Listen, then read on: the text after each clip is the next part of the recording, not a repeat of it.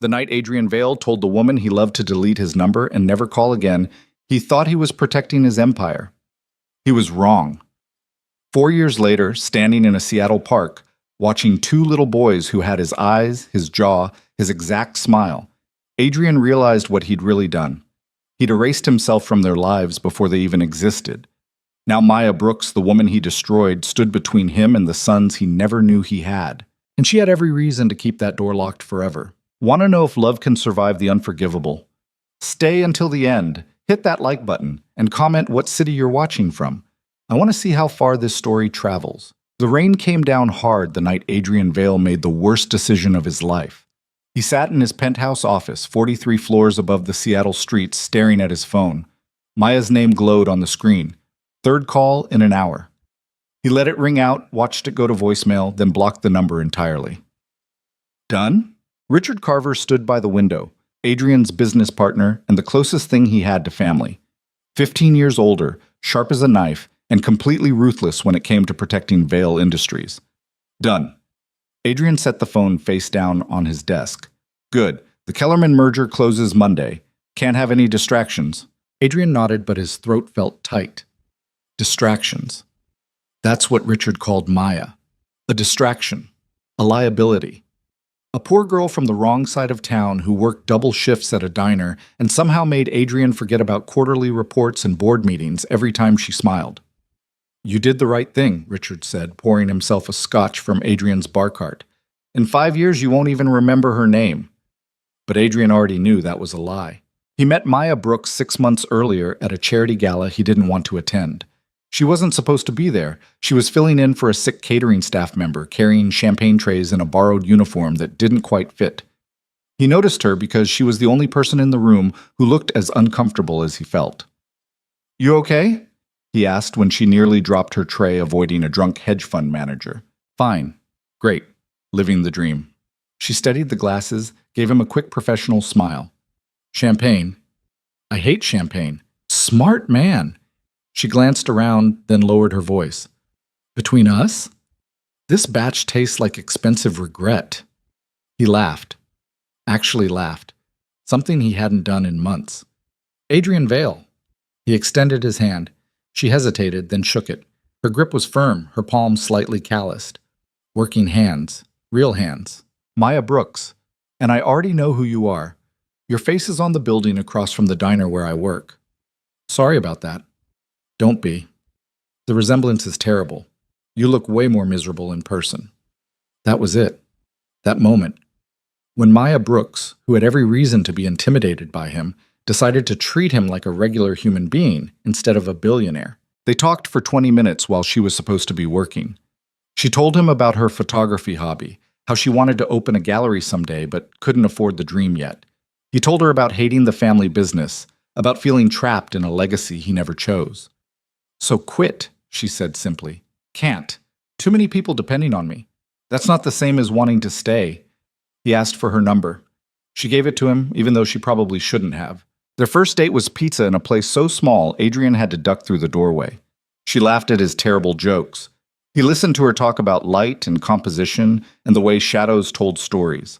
For 3 hours, he forgot about board meetings and hostile takeovers and the weight of being Adrian Vale. The second date was a walk through Pike Place Market, where nobody recognized him in jeans and a baseball cap. She bought flowers from a street vendor with the last cash in her pocket, then gave them to an elderly woman sitting alone on a bench. Why'd you do that? Adrian asked. She looked like she needed them more than I did. By the third date, Adrian was in trouble. The kind of trouble that made him think about impossible things. Different lives. Different choices. A world where he wasn't Adrian Vale, heir to a commercial real estate empire, and she wasn't Maya Brooks, living paycheck to paycheck in a studio apartment with 3 roommates. They had 4 months. 4 perfect, impossible months where Adrian pretended he could have both worlds. The company his grandfather built, and the woman who made him feel human. Maya never asked him for anything, never wanted access to his money or his connections. She just wanted him, the real him, the one who existed underneath the expensive suits and corporate armor. Then Richard found out. End it. Richard dropped a folder on Adrian's desk one Tuesday morning. Now. Excuse me? The girl. Maya Brooks. 26 years old, works at Rosie's Diner, shares a one-bedroom apartment with 3 other women, total debt of $42,000 in student loans for a photography degree she never finished. Richard tapped the folder. Our background check flagged her last week. Adrian's hands clenched. You investigated her? Of course I investigated her. You've been disappearing for hours, missing calls, showing up to meetings distracted. I needed to know why. Richard sat down, his expression serious. Adrian, I know you care about this girl, but you can't afford her. She doesn't want my money. Doesn't matter. You know what the Kellerman family will do if they think you're serious about her? They'll walk away from the merger. 3 years of negotiations, gone. And the board? Half of them already think you're too young for the CEO position. If you marry some working-class girl with debt, I never said anything about marriage. You didn't have to. I see how you look at her. Richard's voice softened slightly. I'm not saying she's a bad person. I'm saying the timing is impossible. You have responsibilities. The Kellerman merger will double our company's value. We'll control half the commercial real estate in 3 states. Your grandfather built this empire from nothing. Your father died protecting it. You can't throw that away for a relationship that probably won't last anyway. Get out. Adrian. I said get out.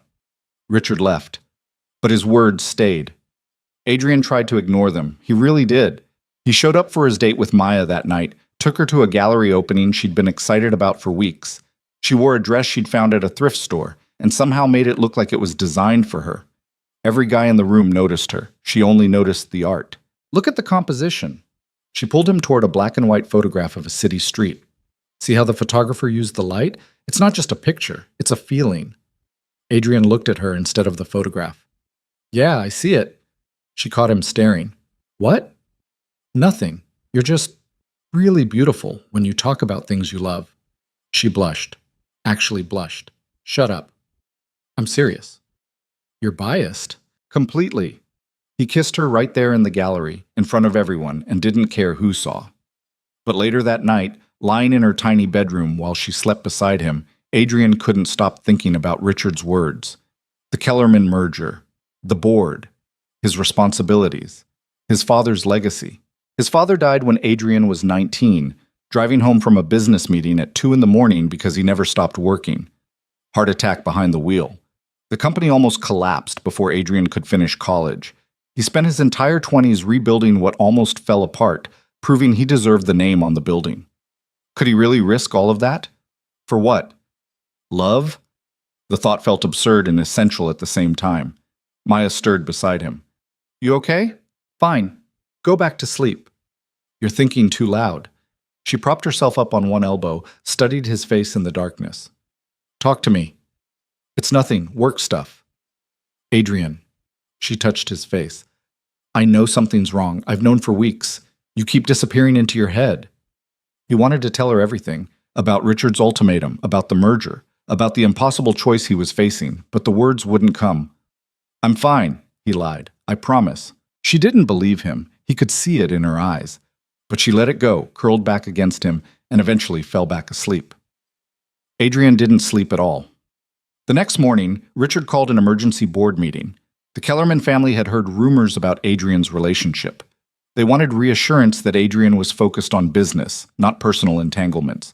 Translation: end it with Maya, or watch the merger die. You have 24 hours, Richard said after the meeting. Make a choice.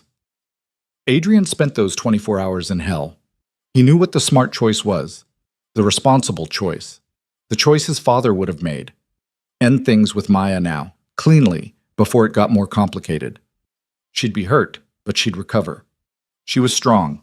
She'd move on, find someone better, someone who could actually give her a real life. But every time he tried to convince himself, he remembered the way she laughed, the way she saw him as Adrian, not Adrian Vale, the way she made him feel like himself instead of a role he was playing. He called her that night, asked her to meet him at their spot, a bench overlooking Elliott Bay where they'd watched the sunset half a dozen times. She showed up with coffee and that smile that made his chest hurt. Hey, stranger. She handed him a cup. Black, no sugar, way too hot, just like you ordered. Oh no, you used my actual name. That's bad, right? Her smile faded. Adrian, what's going on? He couldn't look at her. We need to talk. Okay, talking. I'm here. She sat down on the bench, but he stayed standing. Distance. He needed distance, or he'd never get through this. This isn't working. Silence. Long enough that he had to look at her. Her face had gone very still. What isn't working? Us. This. It's too complicated. Complicated how? My work. My responsibilities. I don't have time for a relationship right now. You had time last week. You had time yesterday. Her voice stayed calm, but he could hear the hurt underneath. What changed? Nothing changed. I can't do this anymore. Can't or won't. Maya, no. Answer the question.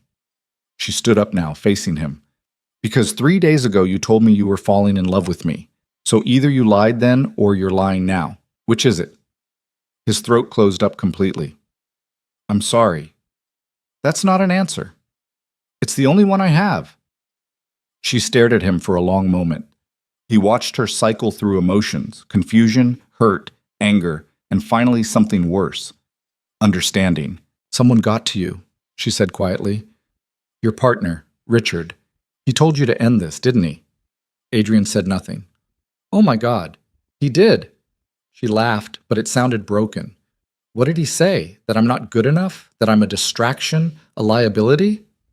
Maya, was any of it real? Her voice cracked. The last 4 months. Did any of it actually matter to you? Of course it mattered. Then why are you doing this? Because I have to. The words came out harder than he meant them to. You don't understand the pressure I'm under, the responsibilities I have. I can't throw everything away for... He stopped, but it was too late. For what? Maya asked, her voice very quiet now. For me? Is that what you were going to say? I didn't mean... Yes, you did. She stepped back from him. You meant exactly that. I'm not worth it. Not worth the risk. Not worth fighting for. That's not true. Then prove it. Tell Richard no. Tell your board no. Choose me. Adrian wanted to. In that moment, he wanted nothing more than to say yes, to hell with the consequences. But he thought about his father, about the company, about the thousands of people who depended on Vail Industries for their jobs, their livelihoods, their futures. His silence was answer enough. Maya nodded slowly, like she'd expected this all along. Okay. Maya. No, it's fine. I get it. She dug her phone out of her pocket, pulled up his contact, and deleted it right in front of him. There, number erased, just like you wanted. That's not, don't call me, don't text me, don't show up at the diner. Her voice stayed steady, but tears were running down her face now. I mean it, Adrian. If this is really what you want, then commit to it. Erase me completely. Pretend the last 4 months never happened. Pretend I never existed. I can't do that. You just did. She turned and walked away. Adrian stood there watching her go, every instinct screaming at him to run after her, to apologize, to choose differently. But his feet stayed planted on the ground, and his mouth stayed shut, and he let the best thing in his life disappear into the Seattle rain. The Kellerman merger closed 6 days later. Vail Industries doubled in value. The board was thrilled. Richard was vindicated. Adrian was miserable. He tried to bury it in work. 80-hour weeks, back-to-back meetings, new acquisitions, new projects, new problems to solve. Anything to avoid thinking about Maya's face when he'd broken her heart. It worked for about 3 weeks. Then he drove past Rosie's diner at 2 in the morning and saw the lights still on. He told himself to keep driving. Instead, he parked. Maya was inside, cleaning tables. She looked exhausted, thinner than he remembered. She didn't see him watching through the window. He pulled out his phone, started to text her, deleted it, tried again, deleted it again. What could he possibly say? I made a mistake? Come back? I choose you after all? But nothing had changed. He still had the same responsibilities, the same pressure, the same impossible situation. Reaching out would only hurt her more. So he drove away and didn't look back. A month passed, then 2, then 3.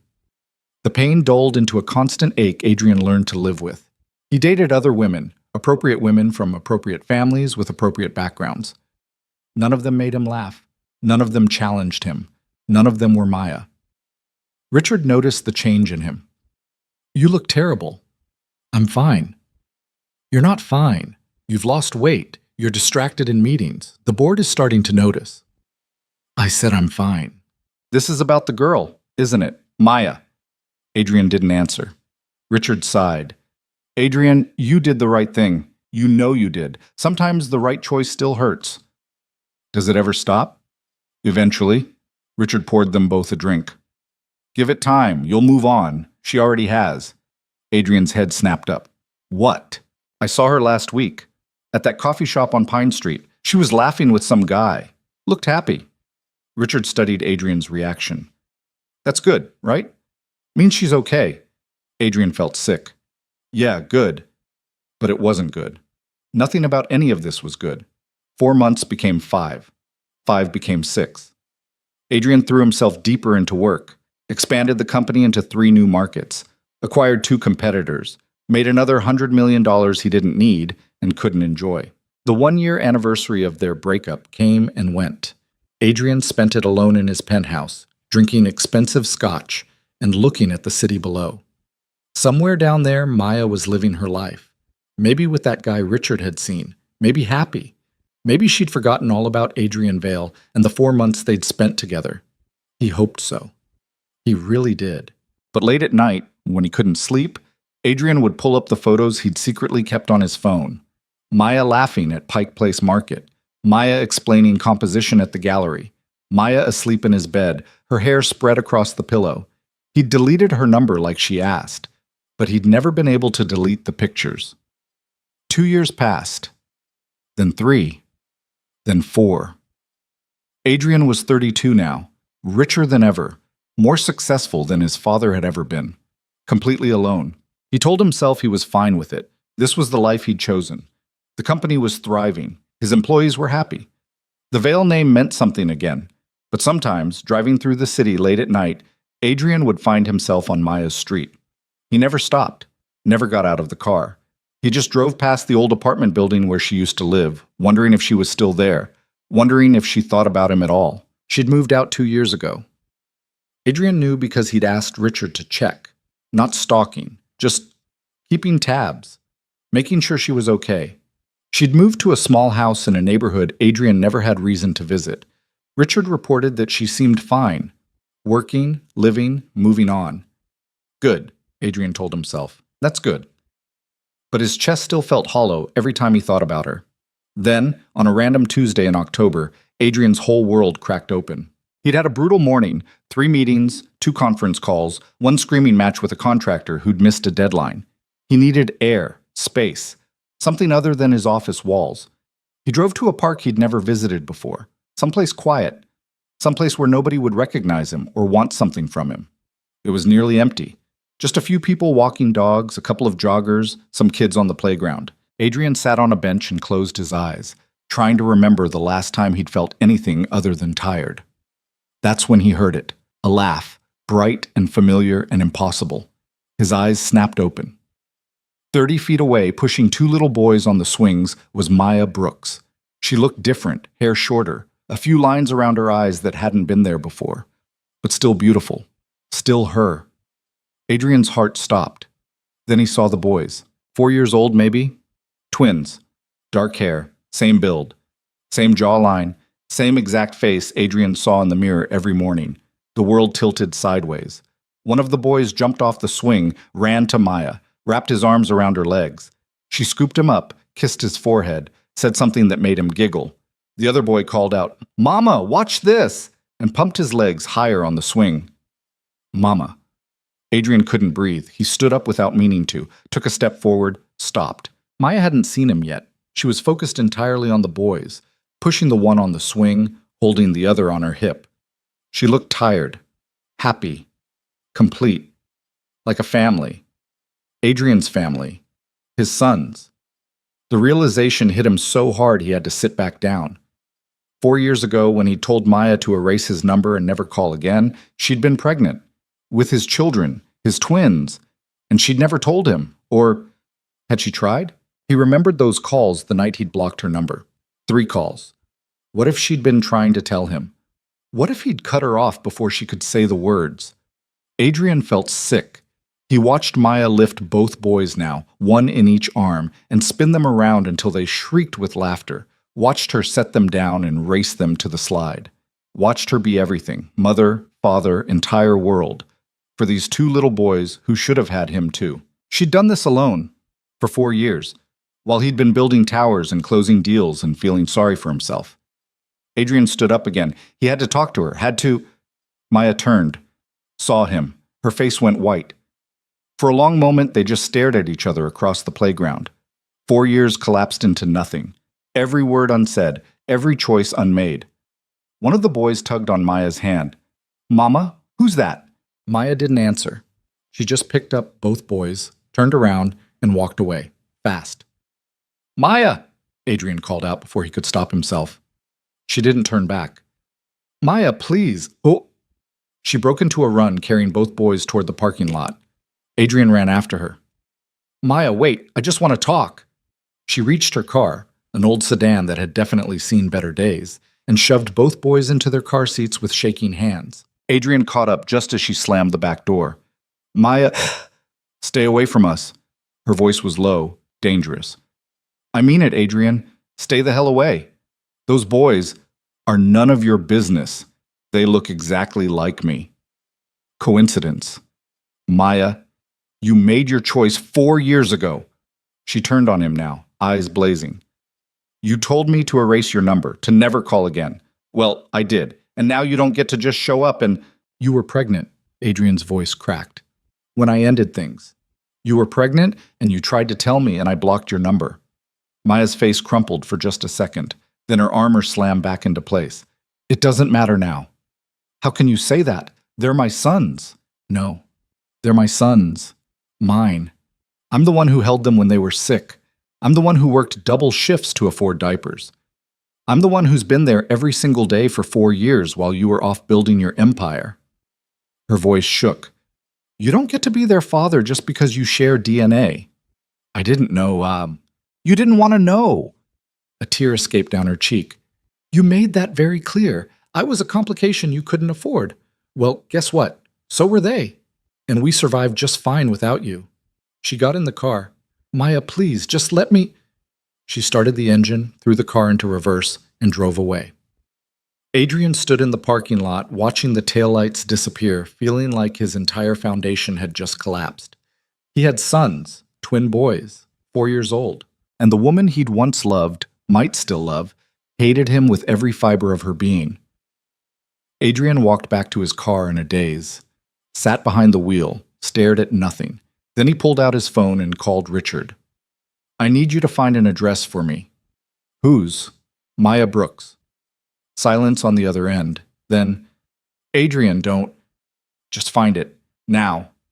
Richard sighed. "Okay, this is a mistake." "Probably. Find it anyway." 20 minutes later, Adrian had an address. The same house Richard had mentioned 2 years ago. A small place in a quiet neighborhood. Somewhere Maya had built a life without him. He drove there that night, parked across the street, watched lights turn on in the windows. He saw shadows moving inside, heard laughter through the glass, Maya's voice reading a bedtime story.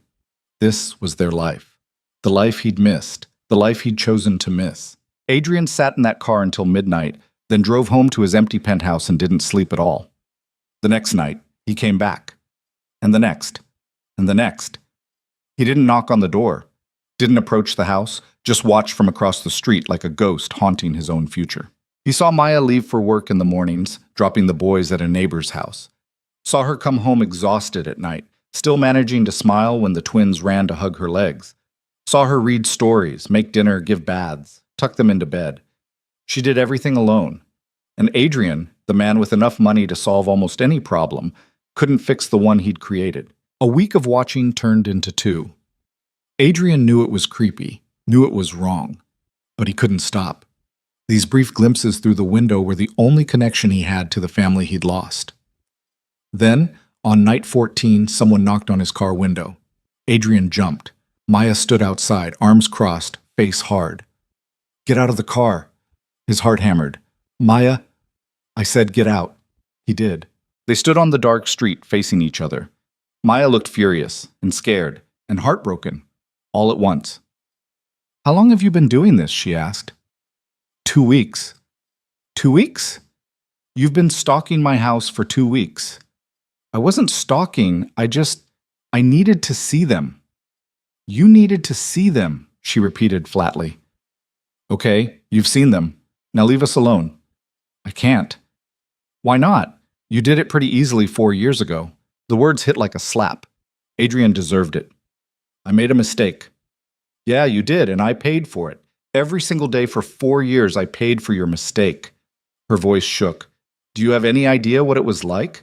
Finding out I was pregnant 2 weeks after you dumped me? Trying to call you and realizing you'd blocked my number? Showing up at your office and being turned away by security? Adrian's stomach dropped. You came to my office? 3 times.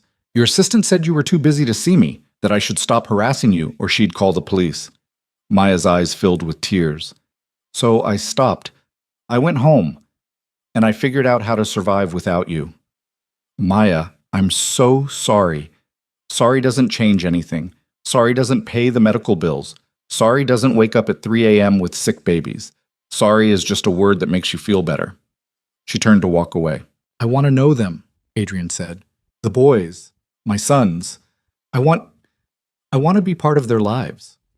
Maya stopped, didn't turn around. No, you can't keep them from me. Watch me.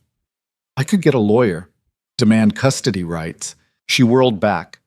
You threaten me with lawyers, and I swear I will make it my life's mission to make sure those boys never know your name. They're happy, Adrian. They're safe. They don't need you showing up and confusing everything just because you suddenly feel guilty. This isn't about guilt. Then what is it about? I don't know. The admission burst out of him. I don't know what it's about. I just know that I saw them on that playground, and something inside me broke. They're mine, Maya. Our sons. And I missed everything. Their first words, their first steps, 4 years of their lives. I can't get that back, but maybe I could be there for what comes next. Why should I let you? Her voice was quieter now, but no less fierce. Give me one good reason why I should let you anywhere near my children after what you did. Adrian had no answer. No defense. No excuse that would make any of this okay. I can't, he admitted. There's no good reason. But I'm asking anyway. Please, just let me try. Maya stared at him for a long time. He watched her cycle through emotions, saw her armor crack just slightly. I'll think about it, she finally said. That's all I can promise right now. I'll think about it. Then she walked back to her house and left Adrian standing in the street, hoping that I'll think about it might somehow turn into yes. 3 days passed before Maya called. Adrian was in a board meeting when his phone buzzed. He glanced down, saw the unknown number, and nearly ignored it. Then something made him answer. Hello? Silence. Then, it's me. His heart stopped. Maya. Don't make this a big thing. I'm calling because I said I'd think about it, and I did. She sounded exhausted. You can meet them, once, for an hour. That's all I'm offering. When? Saturday, 2 o'clock. The park where you saw us. Don't be late, don't bring anyone with you, and if you screw this up, you don't get a second chance. I'll be there. Adrian? Her voice softened just slightly. They don't know who you are. As far as they're concerned, you're just some guy their mom knows. Let's keep it that way for now. The line went dead. Adrian sat there, phone still pressed to his ear, while Richard droned on about third-quarter projections. None of it mattered. The only thing that mattered was Saturday at 2 o'clock. He left the meeting early, went home, stood in his penthouse, and tried to figure out what the hell you were supposed to say to the 4-year-old sons you'd never met. Saturday arrived too fast and not fast enough. Adrian got to the park at 1:30, sat on the same bench where he'd first seen them, watched families play, couples walk, dogs chase frisbees. Normal people living normal lives. At exactly 2 o'clock, Maya's car pulled into the parking lot. Adrian stood up. His palms were sweating. He couldn't remember the last time he'd been nervous about anything. Maya got out first. She wore jeans and an old sweater, her hair pulled back in a ponytail. No makeup. She looked young and tired and beautiful. Then she opened the back door and 2 little boys tumbled out. They were bigger up close, louder, more real than the shadows he'd watched through windows. Easy, Maya said as they nearly tripped over each other. Slow down. But Mama, you said we could play. The one in the red jacket pointed at the playground. We will, but first I need you to meet someone. She looked at Adrian, her expression unreadable. Boys, this is Adrian. He's an old friend of mine. The twins stared at him with identical faces. Adrian felt like he was looking into a mirror that showed him who he used to be. Hi, said the one in red. Hi, echoed the one in blue. Adrian's throat was tight. Hi, which one of you is which? I'm Carter, said Red Jacket. He's Connor. We're twins, Connor added, like this was very important information. I can see that. Adrian crouched down to their level. It's nice to meet you both. Carter tilted his head, studying Adrian's face. You look like us. Maya tensed. Carter. No, he does. Look, Mama, he has the same chin thing. Carter pointed at his own face, then at Adrian's. It's called a dimple, Connor said seriously. We learned about it in school. Adrian couldn't help smiling. You're right, we do have the same chin thing. Are you related to us? Carter asked. The question hung in the air. Maya's face had gone pale. Adrian looked at her, silently asking permission to answer. She gave the tiniest shake of her head. No, Adrian lied. Just a funny coincidence. Carter seemed satisfied with this. Okay, can we go play now? Go ahead, Maya said. Stay where I can see you. The boys took off running toward the playground, already arguing about who got to go down the slide first. Adrian stood up slowly, watching them go. They're amazing. Yeah. Maya's voice was soft. They are. Carter's the louder one. Usually, Connor's quieter, but he notices everything. Remembers everything too. She crossed her arms. This was a mistake. I shouldn't have come. Don't leave, please. They're already asking questions I don't know how to answer. Then let me help you answer them. Maya laughed, but it wasn't a happy sound. Help me? You've been in their lives for exactly 2 minutes. You don't get to help yet. Adrian watched Connor climb the ladder to the slide while Carter waited at the bottom, ready to catch him. They moved like a unit, like they'd been taking care of each other their whole lives because they'd had to. How did you do it? He asked quietly. 4 years alone with twins? How did you survive? I didn't have a choice. They needed me, so I figured it out. She sat down on the bench, suddenly looking very tired. The first year was hell. I was living with 3 roommates in a 1-bedroom apartment, trying to finish my last semester of school while pregnant. Then the twins came early and everything fell apart. I dropped out, lost the apartment, ended up at a women's shelter for a while. Adrian felt sick. Maya I'm not telling you this to make you feel bad. I'm telling you so you understand what we survived, what I protected them from. She watched the boys play. I worked 3 jobs that first year. Waitressing, cleaning offices at night, weekend shifts at a grocery store. My neighbor watched the boys when I couldn't afford daycare. I lived on 4 hours of sleep and boxed mac and cheese for months. Why didn't you reach out? To someone? Anyone? I did. I reached out to you, remember? You blocked my number, then I tried your office, and your assistant threatened to call the cops. She turned to look at him. After that, I figured I was on my own. And you know what? It was better that way. I didn't have to depend on anyone. Didn't have to wonder if you'd show up or let me down. I just kept moving forward. I'm so sorry. Stop apologizing. It doesn't change anything. They sat in silence for a while, watching the boys. Carter had convinced Connor to race him to the swings. Connor won, which made Carter demand a rematch. They're competitive, Adrian observed. Takes after you, Maya said without thinking. Then she caught herself. I mean, it's okay. They do take after me. The good parts and probably some bad ones too. He hesitated. What have you told them about their father? The truth. That he's not in the picture, that it's just us 3 and that's enough. Is it enough? It has to be. Maya. He turned to face her. I know I have no right to ask for anything. I know I destroyed what we had. But those boys deserve to know their father, and I want to be their father. If you'll let me. You can't just decide that now. You don't know what you're asking for. Then tell me, what am I asking for? She met his eyes. You're asking to be there when Carter has nightmares about monsters in his closet. When Connor gets sick and throws up at 3 in the morning, when they fight over toys and cry over scraped knees and need someone to read the same book 17 times in a row. Her voice shook. You're asking to show up every single day, not just the easy ones. To put them first, even when it's inconvenient, even when it costs you something. Can you do that? I want to try. Trying isn't good enough. They need someone who commits, someone who stays. I'm not going anywhere. You said that before. 4 years ago, you said we mattered. Then you walked away the second things got complicated. She stood up. I can't let you do that to them. I won't. Adrian stood too. I was wrong. I chose the company over you because I thought that's what I was supposed to do. I thought I was protecting my father's legacy. But I was wrong, Maya. About everything. People don't change. I'm not asking you to believe I've changed. I'm asking you to let me prove it. He looked at the boys again. Carter was showing Connor how to pump his legs on the swing, patient and encouraging. I missed their first 4 years. I can't get that back. But I don't want to miss any more.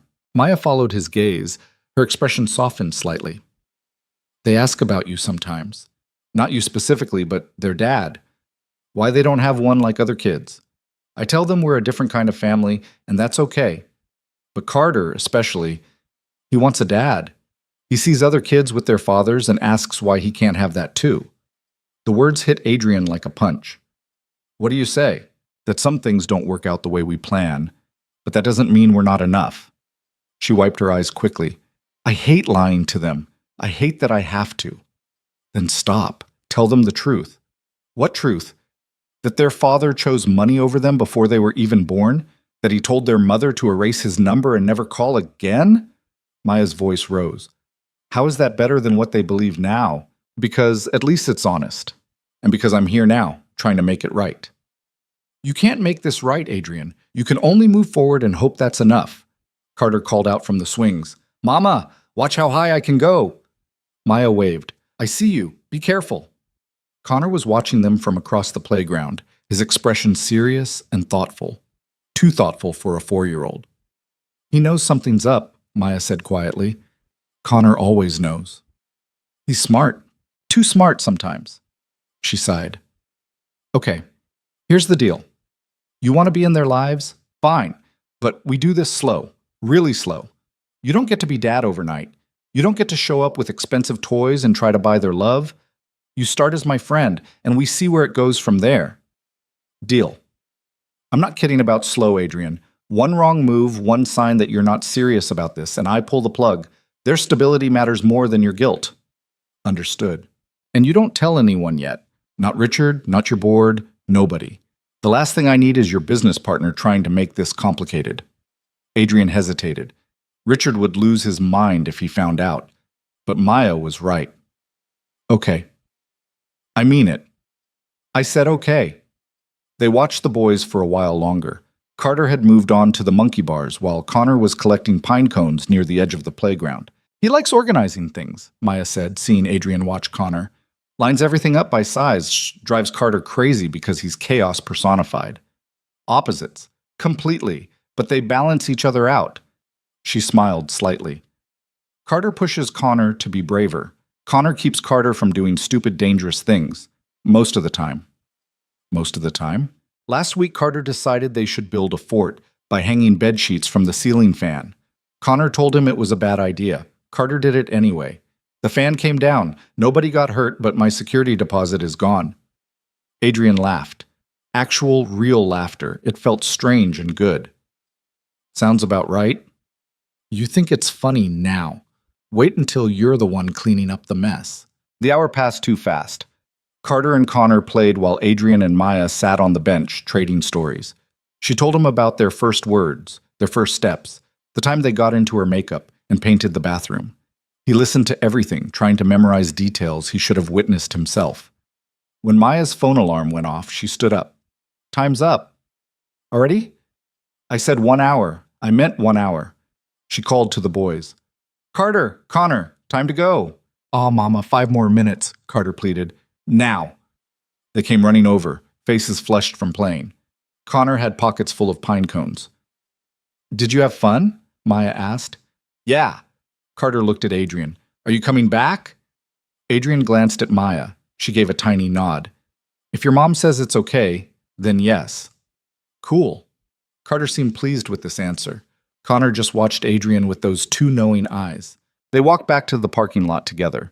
Maya loaded the boys into their car seats while Adrian stood awkwardly nearby, not sure if he was supposed to help or stay back. When she closed the door and turned to him, her expression was carefully neutral. You did okay today. Yeah? Don't let it go to your head. This was the easy part. What's the hard part? Everything else. She pulled her keys from her pocket. I'll call you next week. We'll do this again. Maybe. Maya. He stopped her before she could get in the car. Thank you for giving me this chance. Don't thank me yet. You haven't earned it. But her voice was softer than her words. Just don't screw it up. She drove away, and Adrian stood in the parking lot feeling like he'd just survived the most important meeting of his life. He went home and couldn't focus on anything. Tried to work, couldn't. Tried to read, couldn't. Everything felt different now, like the world had shifted slightly and he was seeing it from a new angle. Richard called that night. Where have you been? You missed the Henderson meeting.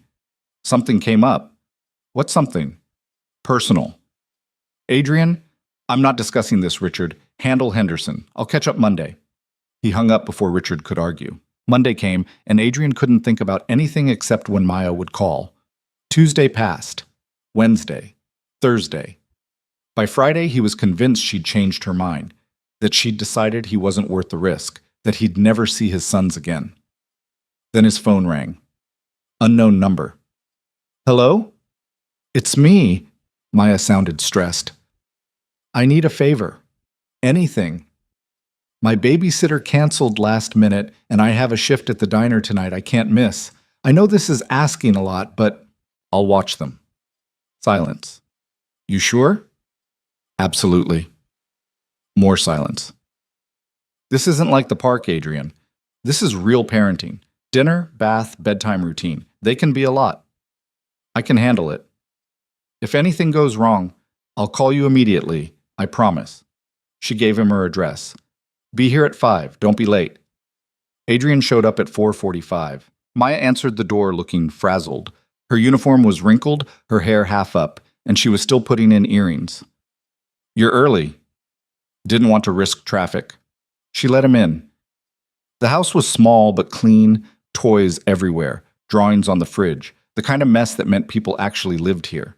Okay, quick rundown. Maya grabbed a notebook from the kitchen counter. Dinner is mac and cheese in the fridge. Just heat it up. They need baths by 7. Connor likes the water warm. Carter likes it hot. Don't let them talk you into skipping teeth brushing. Bedtime is 8 sharp. Carter will try to negotiate for more stories. Don't fall for it. Got it. Connor has a nightlight. Carter doesn't, but he'll pretend he does to stay up longer. Their pajamas are in the second drawer. If anything happens, I'll call you. I'm serious, Adrian. Anything. If they fight, if someone gets hurt, if you can't handle it, Maya. He put his hands on her shoulders. I've got this. Go to work. She looked at him for a long moment, clearly struggling with trusting him. Finally, she nodded. Okay, but I'm serious about calling. I know. She grabbed her purse, called out, Boys, I'm leaving. Be good for Adrian. 2 voices yelled back, Okay, Mama? Then she was gone, and Adrian was alone with his sons. He found them in the living room building something elaborate with blocks. Connor was directing while Carter actually did the building. Hey guys? Adrian sat down on the floor near them. What are we making? A castle, Connor said, with a moat. We don't have water for the moat, Carter pointed out. We'll pretend. Adrian watched them work, fascinated by how they communicated without really talking. Carter would reach for a block, and Connor would hand him the exact one he needed. They moved like 2 parts of one brain. Can you help? Carter asked, offering Adrian a blue block. Where should it go? Here, for the tower. Adrian placed the block. Connor immediately adjusted it. It has to be straight or the whole thing falls. They built together for 20 minutes. The castle grew taller, more complex. Adrian found himself actually enjoying it, getting invested in whether the drawbridge would work. Then Carter knocked the whole thing over by accident. No, Connor shouted. We worked on that forever. It was an accident, Carter's face crumpled. You never pay attention. You ruin everything. I do not. Do too. Adrian watched the fight escalate, unsure whether to step in or let them work it out. Carter shoved Connor. Connor shoved back harder. Carter started crying. Hey, hey! Adrian moved between them. That's enough. Both of you. He started it, Carter sobbed. Did not. You knocked down the castle. It was an accident. Okay? Adrian took a breath. Connor, Carter didn't mean to knock it down. Carter, I know you're sorry. We can rebuild it together. I don't want to rebuild it, Connor said, his face closed off. I want to be alone. He stormed off to his room and slammed the door. Adrian looked at Carter, who was still crying. He hates me. He doesn't hate you. He's just frustrated. He always gets mad when I mess stuff up. Well, maybe next time be more careful around his projects. Adrian awkwardly patted Carter's shoulder. Come on, let's get dinner started. Maybe that'll help. Dinner was chaotic. Carter spilled his milk twice. Connor refused to eat because the mac and cheese looked weird. Adrian burned his hand on the pot and tried not to swear in front of them. Mama makes it better, Connor observed. Mama's had more practice. Adrian set plates in front of them. Eat what you can. Carter ate everything. Connor picked at his food and pushed most of it around the plate. You need to eat something, Adrian said. Not hungry. Connor, I said I'm not hungry. Connor's voice rose. You can't make me eat. Adrian remembered Maya's words about choosing battles. Fine, but no snacks later. Bath time was worse. Carter stripped down and jumped in immediately, splashing water everywhere. Connor refused to get in at all. I don't like baths, he announced. You take baths all the time, Adrian said. Not with you here. Connor, come on, you're all sweaty from playing. Don't care. Adrian tried reasoning, then bribing, then finally just physically lifting Connor into the tub. Connor screamed the whole time like Adrian was murdering him. I want Mama, Connor yelled. You're doing it wrong. What am I doing wrong? Everything. Carter, meanwhile, had dumped an entire bottle of bubble bath into the water and was making a foam mountain. Carter, that's too much. Too late. Bubbles overflowed onto the bathroom floor. Adrian spent 15 minutes cleaning up suds while Carter thought it was hilarious, and Connor sat in the corner of the tub, arms crossed, glaring at nothing. By the time both boys were clean, dried, and in pajamas, Adrian felt like he'd run a marathon, and they still had teeth brushing and bedtime to go. I don't want to brush my teeth, Carter announced. Too bad, brush, Leb. But brush, now. Carter pouted, but obeyed. Connor brushed his teeth in aggressive silence, clearly still mad about the forced bath. Adrian got them both into bed by 8:50, 15 minutes late, but close enough. He read them the story Maya had left out, doing his best with the voices. Carter laughed at all the funny parts. Connor stared at the ceiling. When the story ended, Adrian turned off the light. Good night, guys. Wait! Carter sat up. Mama always sings. Sings what? The moon song. Adrian had no idea what the moon song was. I don't know that one. Then you have to make one up. Those are the rules. Carter. These? Carter's eyes were huge and pleading. Adrian sighed. He couldn't carry a tune to save his life, but he tried anyway. Some improvised nonsense about the moon and stars and sleeping tight.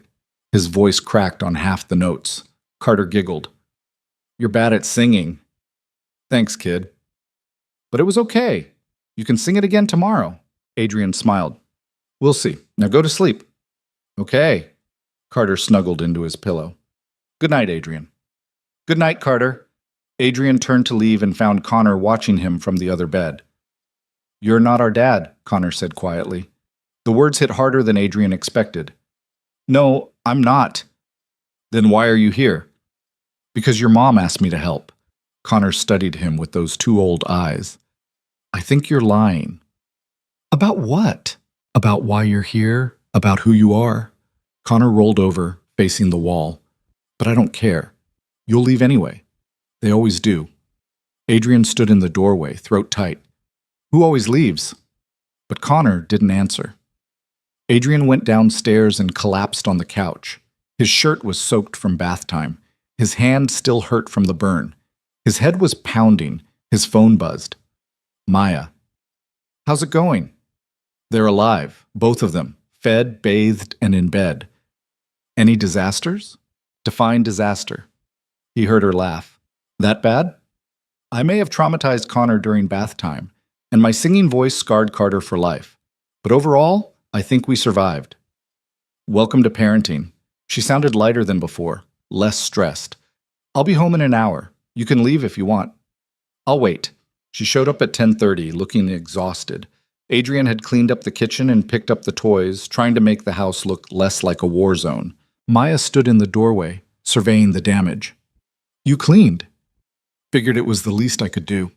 She walked through the living room, noticed the rebuilt block castle in the corner. They finished it? We rebuilt together after dinner. Connor warmed up eventually. He say anything to you? He's been quiet lately, more than usual. Adrian hesitated. He said people always leave.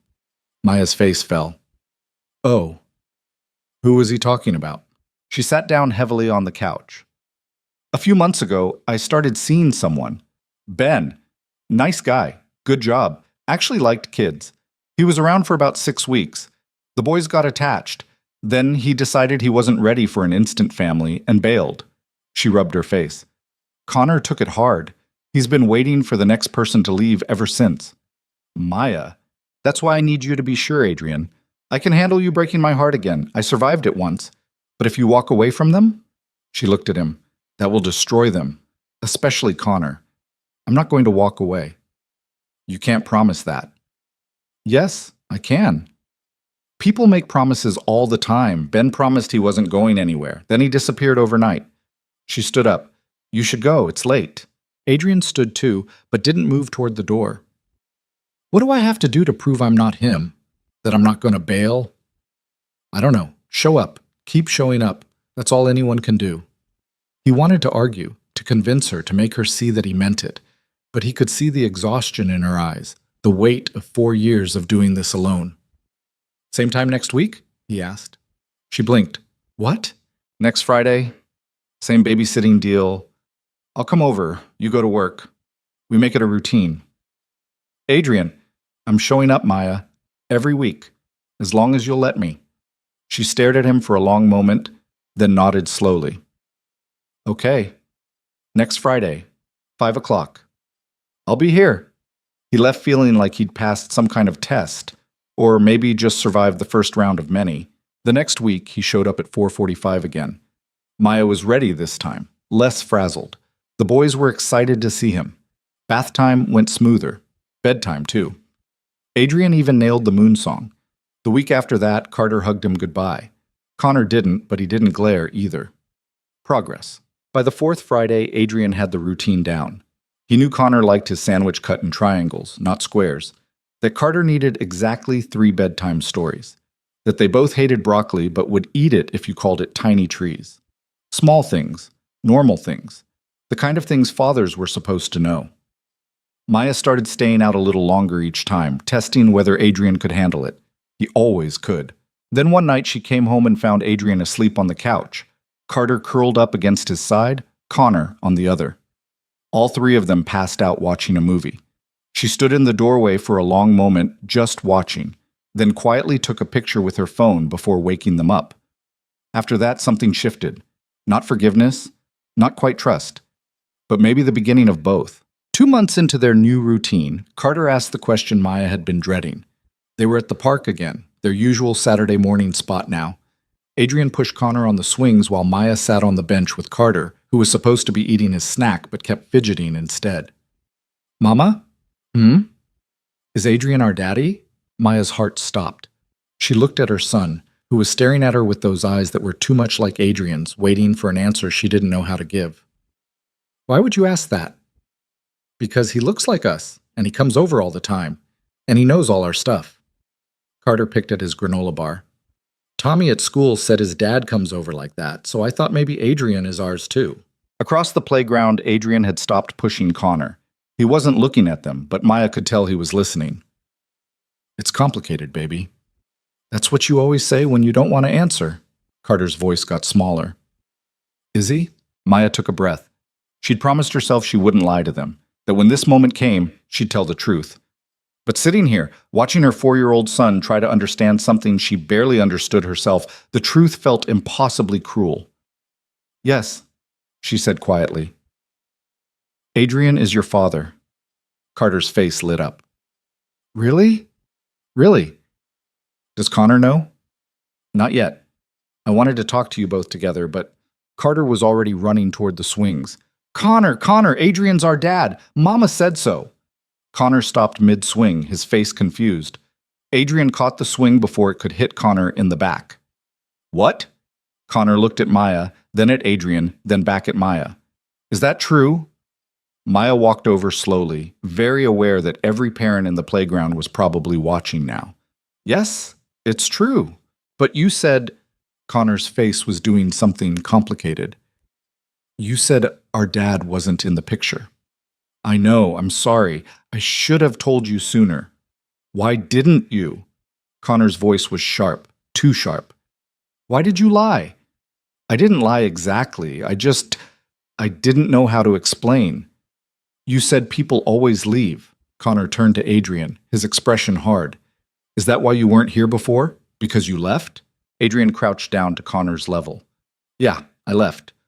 Before you were born. I didn't know about you and your brother, but that's not an excuse. I should have been here. Why weren't you? Because I made a really bad choice. I was scared and stupid, and I thought other things were more important than your mom. I was wrong. Connor stared at him. So you're here now because you feel bad? I'm here now because I want to be, because you're my sons, and I want to know you. That's not the same as being a dad. The words hit Adrian visibly. Maya watched him absorb the blow, saw him struggling for the right response. You're right, Adrian said finally. It's not. Being a dad means showing up every day. Being there when you need me. I can't change that I wasn't here before, but I'm trying to be here now. If you'll let me. Connor looked at Maya. Do we have to let him? No, baby. That's your choice. Carter had been silent this whole time, watching the exchange with wide eyes. Now he stepped closer to Adrian. I want a dad. Carter, Connor's voice was almost pleading. We don't have one. Everyone else does. Tommy has a dad, Jake has a dad, even Emma has 2 dads. Carter looked up at Adrian. Can you be ours? Adrian's voice was rough. I'd like that, if it's okay with both of you. Connor's jaw was tight. He looked between Adrian and Maya, clearly torn. Finally, he said, I need to think about it. Then he walked away, heading toward the far side of the playground where the older kids were playing basketball. Maya started to go after him, but Adrian caught her arm. Let me. He's upset. I know. That's why I should be the one to talk to him. Maya hesitated, then nodded. She watched Adrian walk across the playground, hands in his pockets, shoulders tense. Carter stayed with her, unusually quiet. Is Connor mad? Carter asked. He's confused. This is a lot to process. But it's good, right? That we have a dad now? Maya pulled him onto her lap. It's complicated, sweetheart. Connor needs time to adjust. How much time? I don't know. Adrian found Connor sitting alone on a bench near the basketball court, arms crossed, glaring at nothing. Can I sit? Adrian asked. Connor shrugged. Adrian sat, leaving space between them. For a while, neither of them spoke. They just watched the older kids play basketball, the ball bouncing against concrete, voices calling out plays. You're mad at me, Adrian said finally. I'm not mad. Okay, then what are you? Connor didn't answer right away. When he did, his voice was very small. Scared. Of what? That you'll leave again. Like Ben did. Like everyone does. Connor's hands were balled into fists. Mama says people don't mean to leave, but they do anyway. And Carter gets sad, and Mama pretends she's not sad. And I have to take care of everyone because I'm the smart one. Adrian felt something crack inside his chest. Connor, I'm not going to leave. You can't promise that. Yes, I can. No, you can't. Connor turned to him, eyes wet. You already left once, before we were even born. What makes this different? Adrian didn't have a good answer. Nothing he could say would guarantee he wouldn't screw this up. He'd already proven he was capable of walking away. Why should Connor believe anything different now? You're right, Adrian said quietly. I can't promise I'll be perfect. I'll probably mess up. I'll probably disappoint you sometimes. But I can promise that I'm not going anywhere. That even when things get hard, I'll stay. Why should I believe you? Because I've been coming here every week for 2 months. Because I learned how to make your sandwiches the way you like them. Because I stayed even when you were mad at me about the bath. Adrian looked at Connor directly. I'm not Ben. I'm not some guy who's here temporarily. I'm your father. That's permanent. Connor wiped his eyes roughly. I don't need a father. Maybe not, but I need you, both of you. Adrian's voice cracked. I missed 4 years of your life. I can't get that back. But I don't want to miss any more. So yeah, I'm asking you to take a chance on me, even though I don't deserve it, even though I left before. I'm asking you to let me try to be your dad. Connor stared at his shoes. What if you're bad at it? Then you tell me, and I'll get better. What if I don't like you? Then we work on it together. What if... Connor's voice got very quiet. What if I do like you, and then you leave anyway?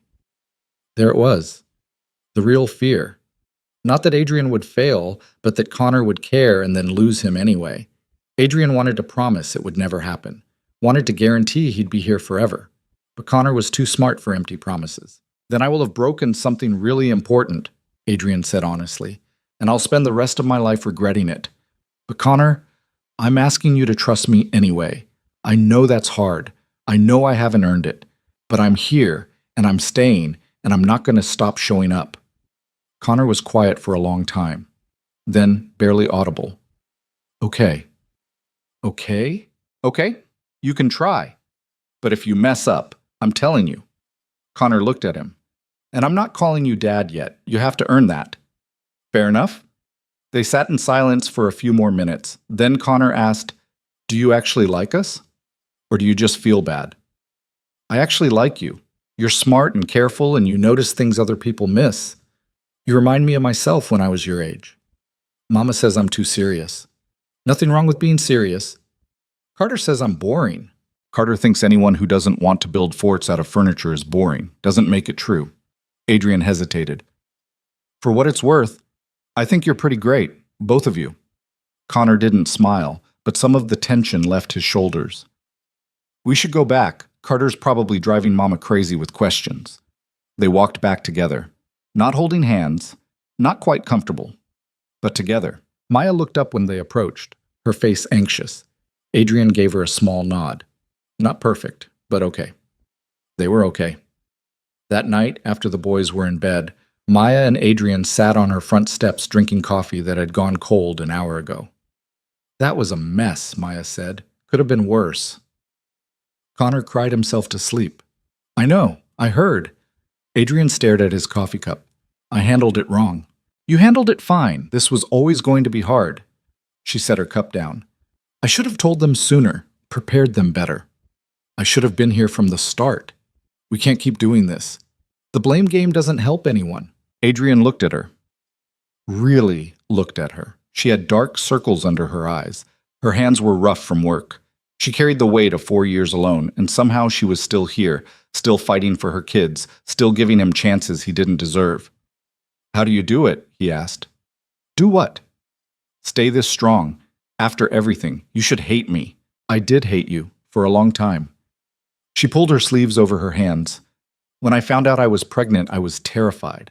I kept thinking, he's gone. I'm alone. I can't do this. Then the twins came, and suddenly I didn't have time to be scared anymore. I just had to survive. Day by day, shift by shift, and somewhere in there, the hate turned into something else. What? Indifference, I guess. You became this abstract idea. The guy who wasn't there. It hurt less when I stopped thinking of you as Adrian and started thinking of you as just the absence. She looked at him. Then you showed up at that park, and suddenly you were real again. And I had to figure out how to feel about that. How do you feel about it now? Honestly, I don't know. Some days I'm glad you're here. Some days I wish you'd stayed gone because it was simpler that way. She picked at her coffee cup. The boys complicate it. If it was just me, I could tell you to leave and mean it. But they need you, Carter especially. He lights up when you're around. What about Connor? Connor needs you too.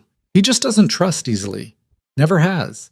Even as a baby, he'd watch people for weeks before warming up to them. She smiled slightly. Carter would smile at anyone. Connor would study them like he was collecting evidence. He asked me today if I actually like them or just feel guilty. What did you say?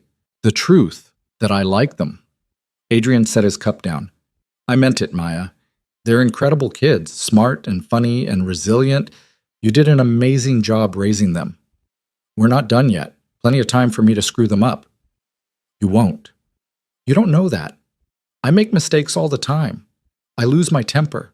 I let them watch too much TV when I'm tired. I feed them cereal for dinner sometimes. She laughed, but it sounded hollow. I'm winging this whole parenting thing. So am I. Yeah, but you get to walk away at the end of the night. I don't. The words hung between them. Maya looked like she regretted them immediately, but didn't take them back. You're right, Adrian said. I do get to leave, but I don't want to. What does that mean? It means I want to be here more. Not just Fridays, not just when you need a babysitter. I want to be part of their daily lives. Maya's expression closed off. Adrian, I'm not asking to move in or change everything. I'm just saying I want more than supervised visits. I want to take them to school sometimes, come to their activities, be there for dinner, normal dad stuff. Normal dads earn that over time. Then let me earn it. Tell me what I need to do. It's not that simple. Why not? Because she stopped, frustrated. Because letting you deeper into our lives means risking more. Right now, if you leave, they'll be sad. But if you become part of our daily routine and then you bail, that will destroy them. I'm not going to bail. You keep saying that because it's true. Prove it. She stood up. Don't just say you want to be here. Actually be here. Show up when it's inconvenient. When the boys are sick or cranky or driving you crazy.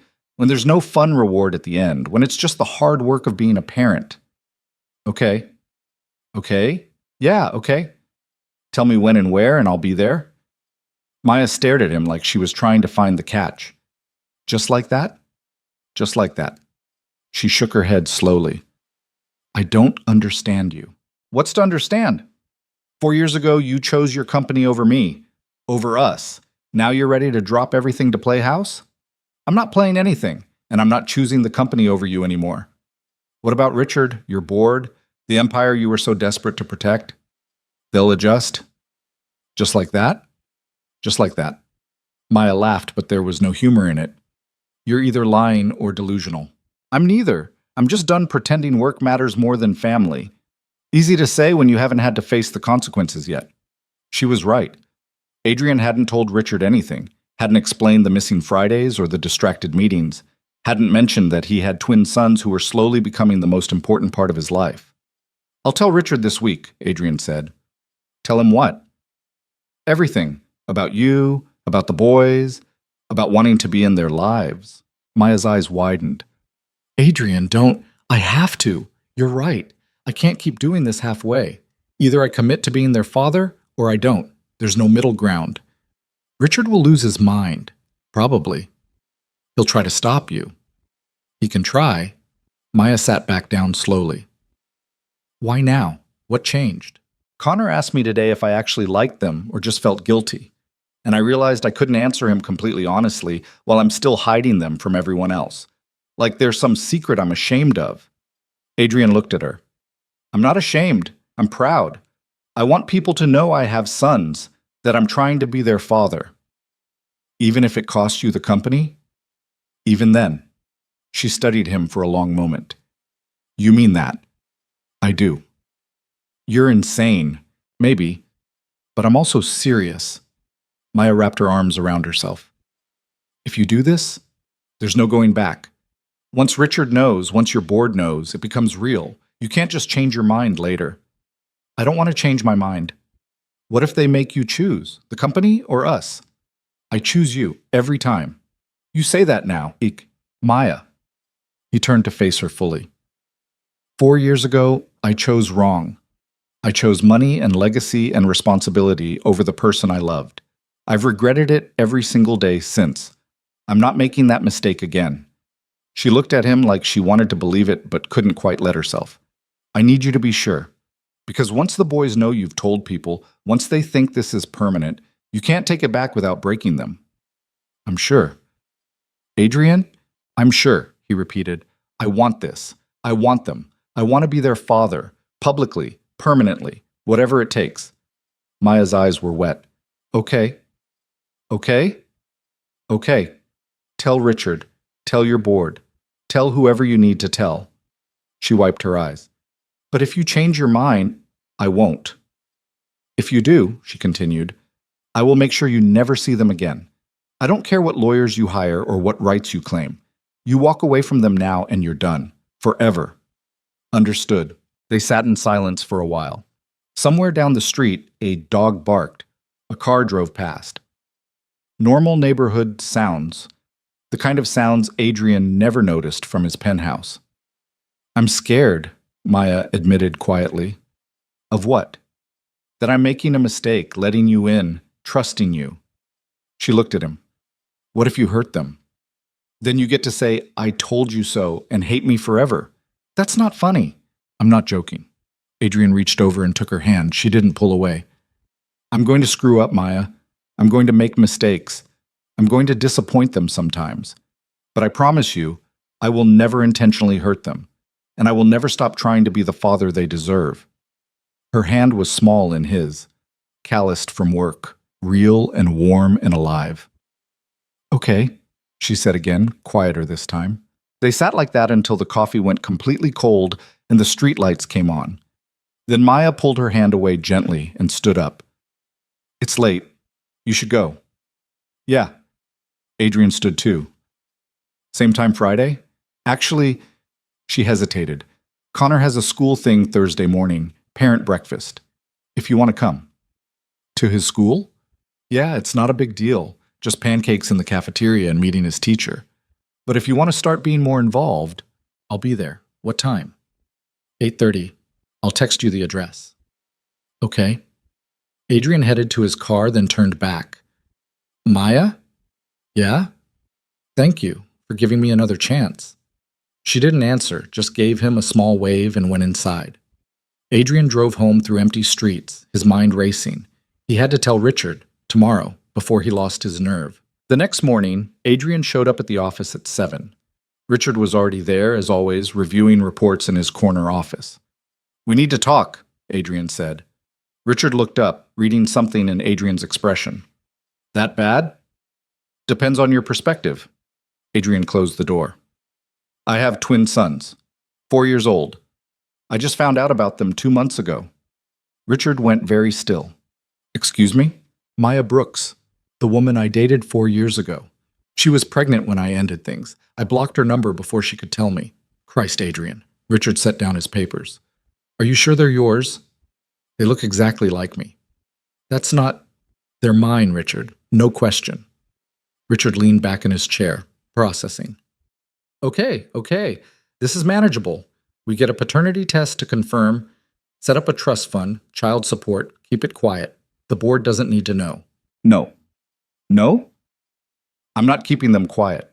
I'm not treating them like a secret or a scandal. Adrian's voice was firm.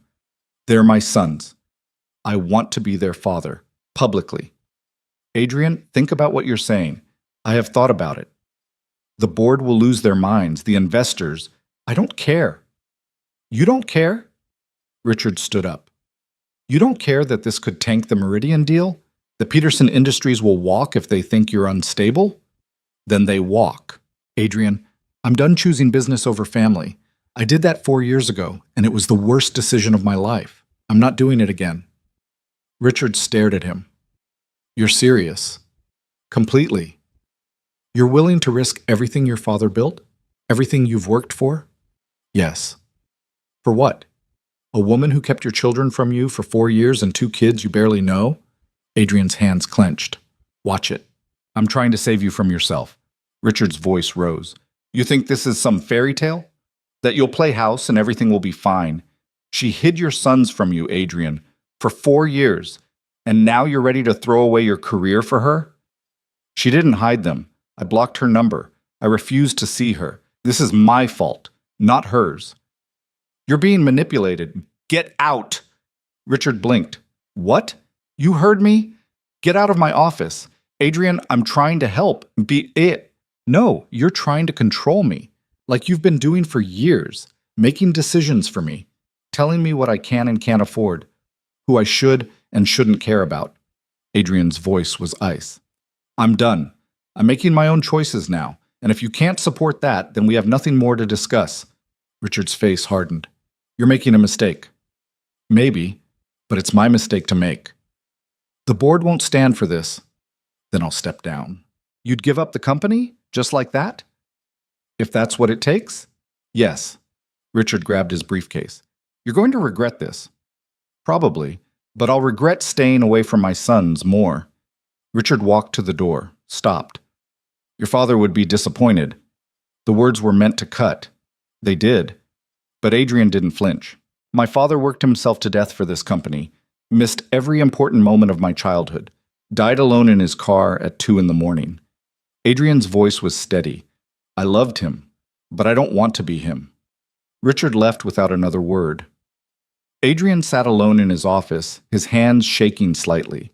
He'd just blown up his entire professional life, alienated his closest advisor, possibly destroyed his company's stability. And he didn't regret it. He pulled out his phone and texted Maya. Told Richard it went about as well as expected, still coming Thursday. She responded 3 minutes later. Are you okay? Yeah, I'm good. 3 dots appeared, disappeared, appeared again. Finally, thank you. Thursday morning, Adrian showed up at Connor's school at 8:15. Maya was already there, waiting by the entrance with both boys. You're early, she said. Didn't want to risk being late. Connor looked at him warily. Carter bounced with excitement. Adrian's coming to our school, Carter announced to anyone within earshot. They signed in at the front desk. The security guard gave Adrian a visitor badge. They walked down halls covered in children's artwork, following the sound of chaos toward the cafeteria. The parent breakfast was exactly what Adrian expected. Loud, crowded, sticky. Parents clustered in groups while kids ran wild. The pancakes were rubbery. The orange juice was watered down. It was perfect. Connor's teacher, Mrs. Patterson, made a point of introducing herself. You must be Connor's father. He's told me all about you. Adrian glanced at Connor, surprised. He has? Oh, yes. Very excited that you're here today. She smiled. Connor's a wonderful student, very bright. Sometimes he gets frustrated when the other children don't keep up, but we're working on patience. They ate pancakes at a tiny table designed for 4-year-olds. Adrian's knees hit the underside. Carter spilled syrup on his shirt. Connor ate methodically, cutting his pancakes into perfect squares. Other parents stared. Adrian could see them whispering, probably recognizing him from the news or the building with his name on it. He didn't care.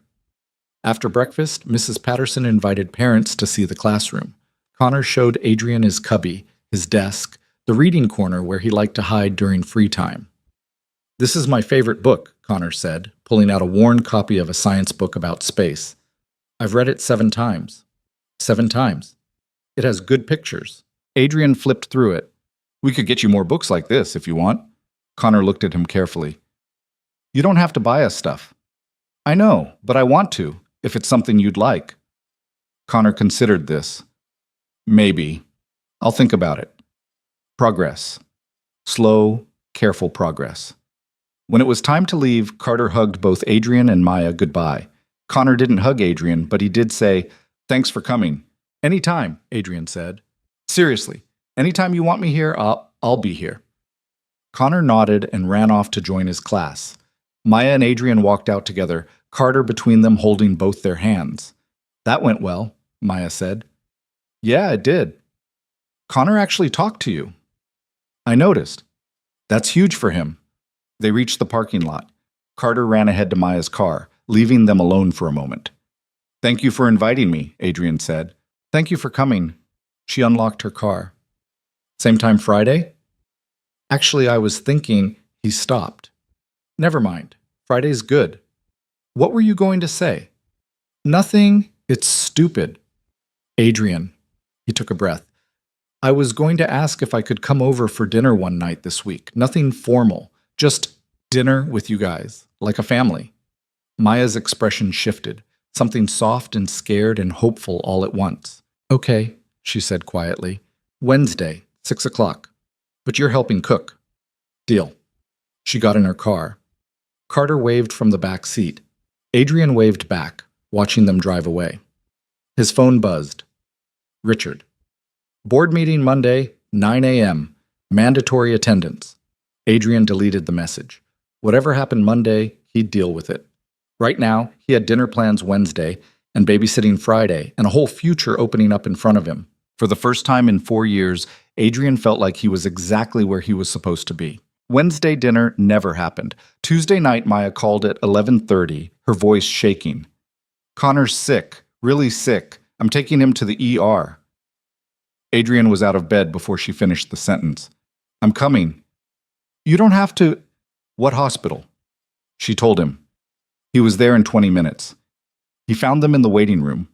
Connor was curled up in Maya's lap, his face flushed with fever, breathing shallow. Carter sat next to them, eyes wide and scared, still in his pajamas. "Hey." Adrian crouched in front of them. "What happened?" "High fever. Started around 10. I gave him medicine, but it wouldn't break. Then he started having trouble breathing. Maya's hand was shaking against Connor's back. They're waiting on a room to open up." Connor's eyes were half closed, glassy with fever. He didn't seem to recognize Adrian. "Carter, you okay?" Adrian asked. Carter shook his head. "Is Connor going to die?" "No, buddy. He's going to be fine. The doctors here are going to help him." "How do you know?" "Because they're really good at their jobs." A nurse called Connor's name. Maya stood up carrying him. Adrian automatically reached for Carter. "Come on. We'll go with them." They followed Maya through double doors into the emergency department. The nurse led them to a small room with a bed and too many machines. Maya laid Connor down gently. "Can you tell me what symptoms he's been experiencing?" the nurse asked, pulling out a thermometer. Maya rattled off the details: fever, difficulty breathing, lethargy. The nurse nodded, took Connor's temperature, 103.8, and left to get the doctor. Carter pressed himself against Adrian's side. "I'm scared." "I know. Me too." Adrian pulled him closer. "But your mom's here, and the doctors are here, and we're going to take care of Connor." The doctor came in, a tired-looking woman in her 40s. She examined Connor, asked more questions, ordered tests. Words like pneumonia and respiratory distress floated around the room. Maya's face went white. "Pneumonia? We're not sure yet. We'll know more after the chest x-ray." The doctor made notes on her tablet. "For now, we're going to get him on oxygen and start an IV with fluids and antibiotics." Connor whimpered when they inserted the IV. Maya held his hand, whispering reassurances that Adrian couldn't hear. Carter buried his face against Adrian's shirt. "I don't like this." "I know. Neither do I." They moved Connor to a room on the pediatric floor around 2 in the morning. The x-ray confirmed pneumonia. Not severe yet, but enough to require hospital admission for monitoring. Maya hadn't left Connor's side once. She sat in a chair pulled up next to his bed, holding his hand, her face drawn and exhausted. "You should rest," Adrian said quietly. "I'm fine." "Maya," "I said I'm fine." Her voice was sharp, then softer. "Sorry, I can't sleep, not while he's like this." Carter had fallen asleep on Adrian's lap, curled up awkwardly. Adrian's arm was going numb, but he didn't move. "What about Carter?" Maya asked. "He should be in a real bed." "He's okay here, I've got him." "You don't have to stay, you should go home." "I'm not leaving." "Adrian, I'm not leaving," he repeated firmly. "You need someone here. Carter needs someone here. So I'm staying." She looked at him for a long moment, then nodded. "Okay." The night dragged on. Nurses came and went, checking Connor's vitals, adjusting his oxygen. His fever finally broke around 4 in the morning. He opened his eyes, saw Maya, and whispered, "Mama?" "I'm here, baby, right here." "Where am I?" "The hospital. You got sick, but you're going to be okay." Connor's gaze drifted, found Adrian holding Carter. "Adrian?" "Hey, Connor, how you feeling?" "Tired?" His eyes closed again. "Is Carter okay?" "Yeah, he's asleep. He was worried about you." "Tell him I'm okay." "I will." Connor drifted back to sleep. Maya's shoulders finally relaxed. "He's going to be fine," Adrian said. "I know, Her voice cracked. "This is the worst part. When they're sick and there's nothing I can do except wait. You're doing everything right." "Doesn't feel like it." She wiped her eyes. "I should have noticed sooner. He was coughing yesterday, but I thought it was just a cold. Maya, you can't blame yourself. I'm his mother. I'm supposed to keep him safe. You did. You brought him here. You got him help. She didn't answer, just stared at Connor's sleeping face. Adrian shifted Carter slightly, trying to restore blood flow to his arm. The kid was heavier than he looked. You can put him on the couch, Maya said, gesturing to the small vinyl couch against the wall. Adrian stood carefully, laid Carter down, covered him with his jacket. Carter stirred but didn't wake. Adrian sat back down next to Maya. They watched Connor breathe, the oxygen mask fogging with each exhale. Thank you for coming, Maya said quietly. Of course. I mean it. You didn't have to. It's 3 a.m. You probably have work tomorrow. I'm exactly where I need to be. She looked at him. You really mean that? Yeah, I do. What about your board meeting Monday? Adrian had forgotten all about it. Doesn't matter. Adrian, it doesn't matter, he repeated. My son is in the hospital. That's what matters. Everything else can wait. Maya's eyes filled with tears. I'm not used to this. Used to what? Having someone else here, someone to help carry it. She wiped her face roughly. I've been doing this alone for so long. Every sick night, every emergency, every moment I was terrified I was failing them. It was just me. And now you're here and I don't know how to feel about it. You don't have to feel anything, just let me help. What if I get used to it? What if I start depending on you being here, and then I'm not going anywhere? You keep saying that. Because it's true. She laughed softly, but it sounded broken. 4 years ago, you told me we mattered. Then you walked away. How do I know this is different? Adrian didn't have a good answer. Nothing he could say would erase the past or guarantee the future. All he had was right now. This moment. This choice. You don't know, he admitted. You just have to trust me. That's asking a lot. I know. They sat in silence. The hospital hummed around them. Machines beeped. Footsteps passed in the hallway. Somewhere down the corridor, a baby cried. I'm scared, Maya whispered. Of what? Of letting you all the way in. Of believing this is real. She looked at him. Of getting hurt again. I can't promise I won't hurt you. People hurt each other sometimes, even when they don't mean to. But I can promise I'm not going to abandon you, not again. How can you be sure? Because the last 4 years have been hell.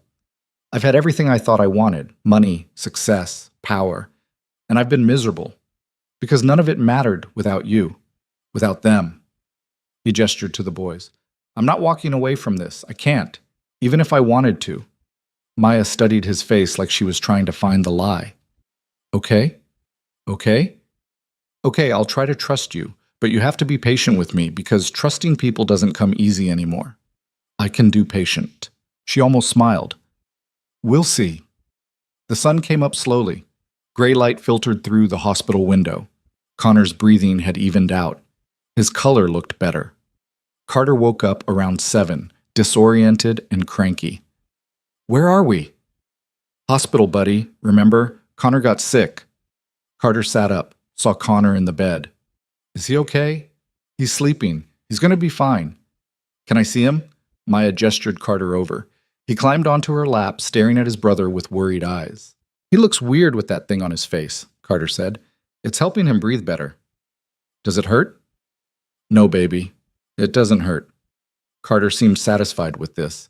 He curled against Maya, thumb in his mouth, something he only did when he was really stressed.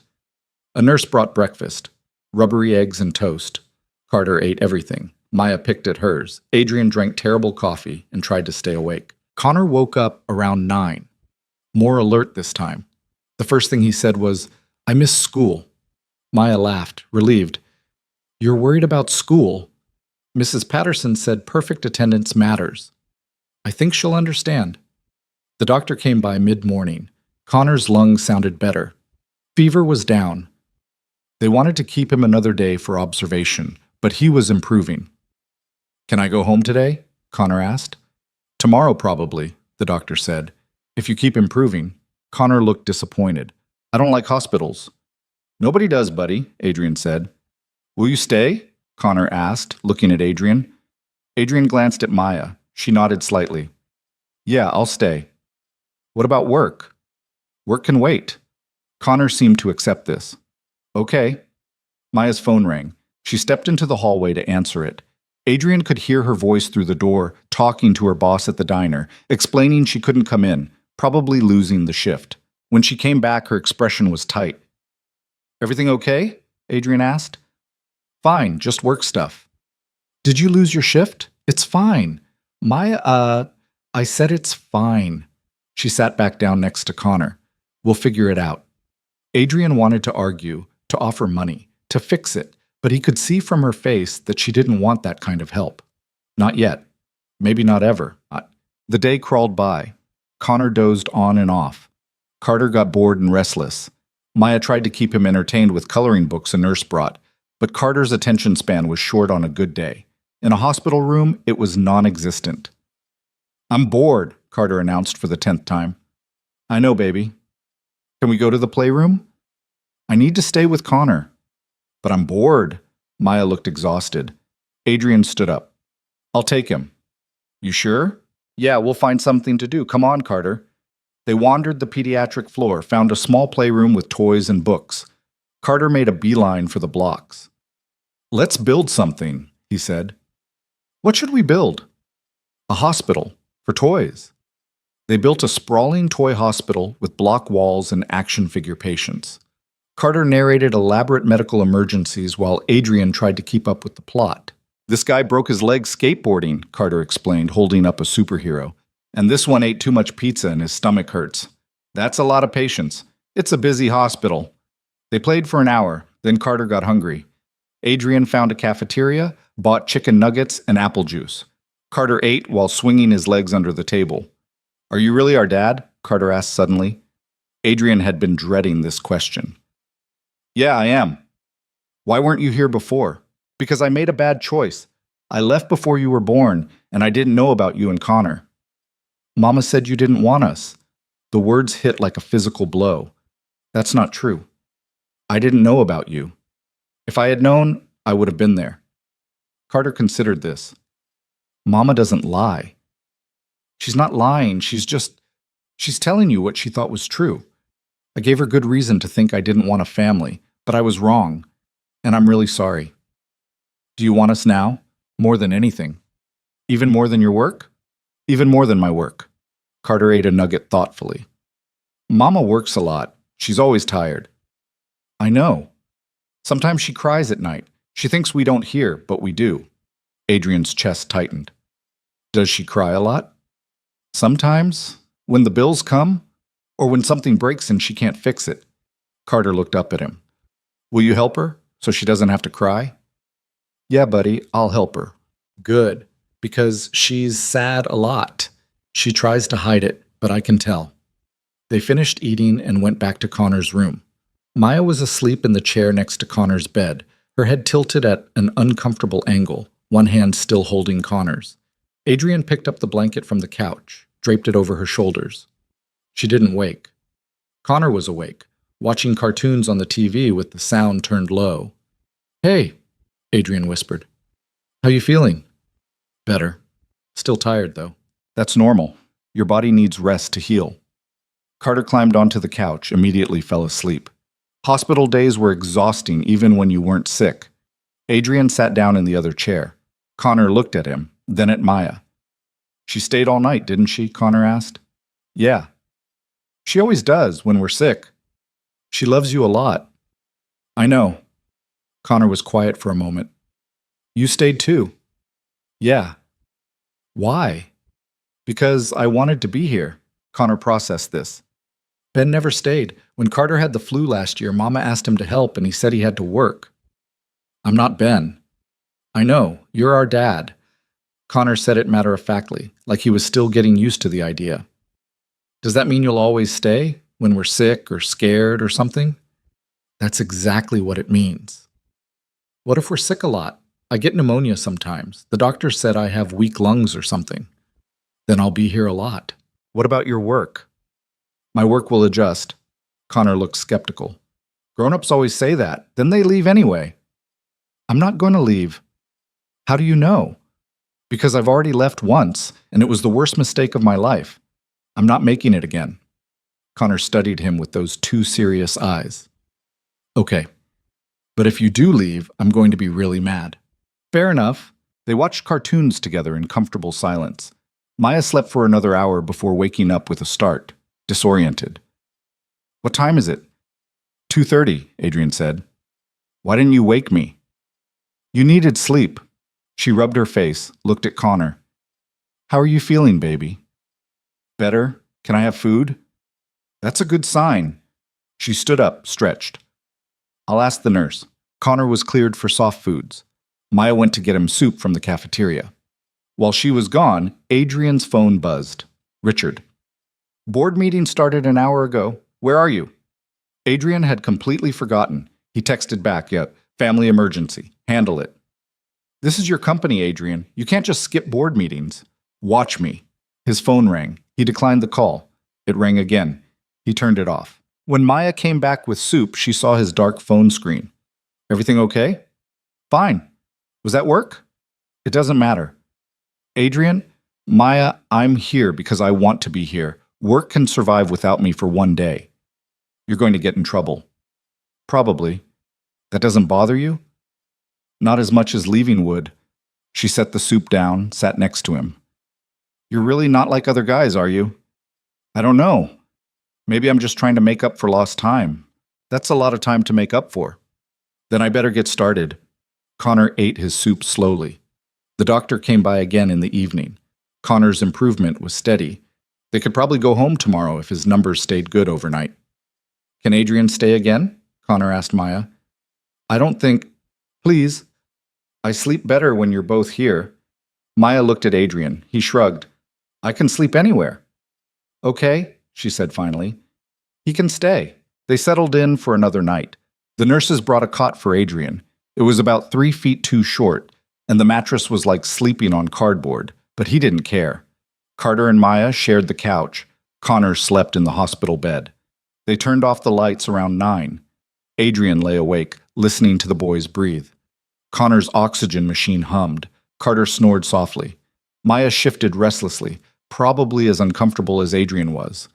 Around midnight, she whispered, You awake? Yeah. Can't sleep either? Not really. She was quiet for a moment. Thank you for staying. I know this isn't how you probably wanted to spend your week. There's nowhere else I'd rather be. You're a terrible liar. I'm not lying. Adrian, you're sleeping on a cot the size of a surfboard in a hospital room. There are about 1 million places you'd rather be. Name one. She thought about it. Your penthouse with the city view and the king-size bed. Overrated, too quiet, too empty. Your office with all your important meetings. Boring, full of people who only care about money. Literally anywhere without fluorescent lighting and the smell of antiseptic. But then I wouldn't be here with you, with them. So no, there's nowhere else I'd rather be. He heard her breath catch. You really mean that. I really mean that. Silence. Then very quietly, I think I'm starting to believe you. Good. That's a start. They lay in the darkness, listening to their sons breathe, and for the first time in 4 years, Adrian felt something close to peace. The next day, Connor was cleared to go home. His oxygen levels were good. Fever gone.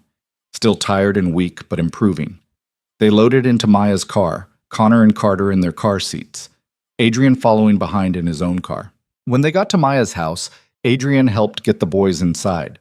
Connor went straight to the couch, still exhausted. Carter bounced around with renewed energy, glad to be home. Maya looked at Adrian awkwardly. You don't have to stay. I know. But you're going to anyway. If that's okay. She smiled slightly. Yeah, it's okay. Adrian stayed for dinner, helped Maya cook pasta while the boys watched a movie. It was simple, domestic, normal. It was everything. After dinner, while Maya gave the boys baths, Adrian checked his phone for the first time in 2 days. 43 missed calls, 27 voicemails, hundreds of emails. He deleted all of them. One text from Richard stood out. Emergency board vote scheduled for tomorrow. They're discussing removing you as CEO. Call me. Adrian stared at the message. 4 years ago, this would have sent him into panic mode. Now, he felt nothing but tired resignation. He texted back, let them vote. Maya found him on the front steps an hour later. Boys are asleep, both asking for you to say goodnight. Yeah, I'll go up. You okay? You look stressed. Just work stuff. Bad work stuff? They're voting tomorrow on whether to remove me as CEO. Her face went white. Because of us? Because I missed the board meeting. Because I've been distracted. Because Richard probably told them I'm unreliable. He shrugged. Doesn't matter. They'll vote however they vote. Adrian, this is your company, and they're my sons. My choice is made. She sat down next to him. I don't want to be the reason you lose everything. You're not. I'm choosing this. There's a difference. Is there? Yeah, 4 years ago I gave you up because other people told me I should. This time I'm making my own choice. And I choose you. I choose them. Every time. Maya's eyes were wet. You're going to regret this. Maybe. But I'll regret losing them more. She leaned against his shoulder, just for a moment. Then she pulled away, stood up.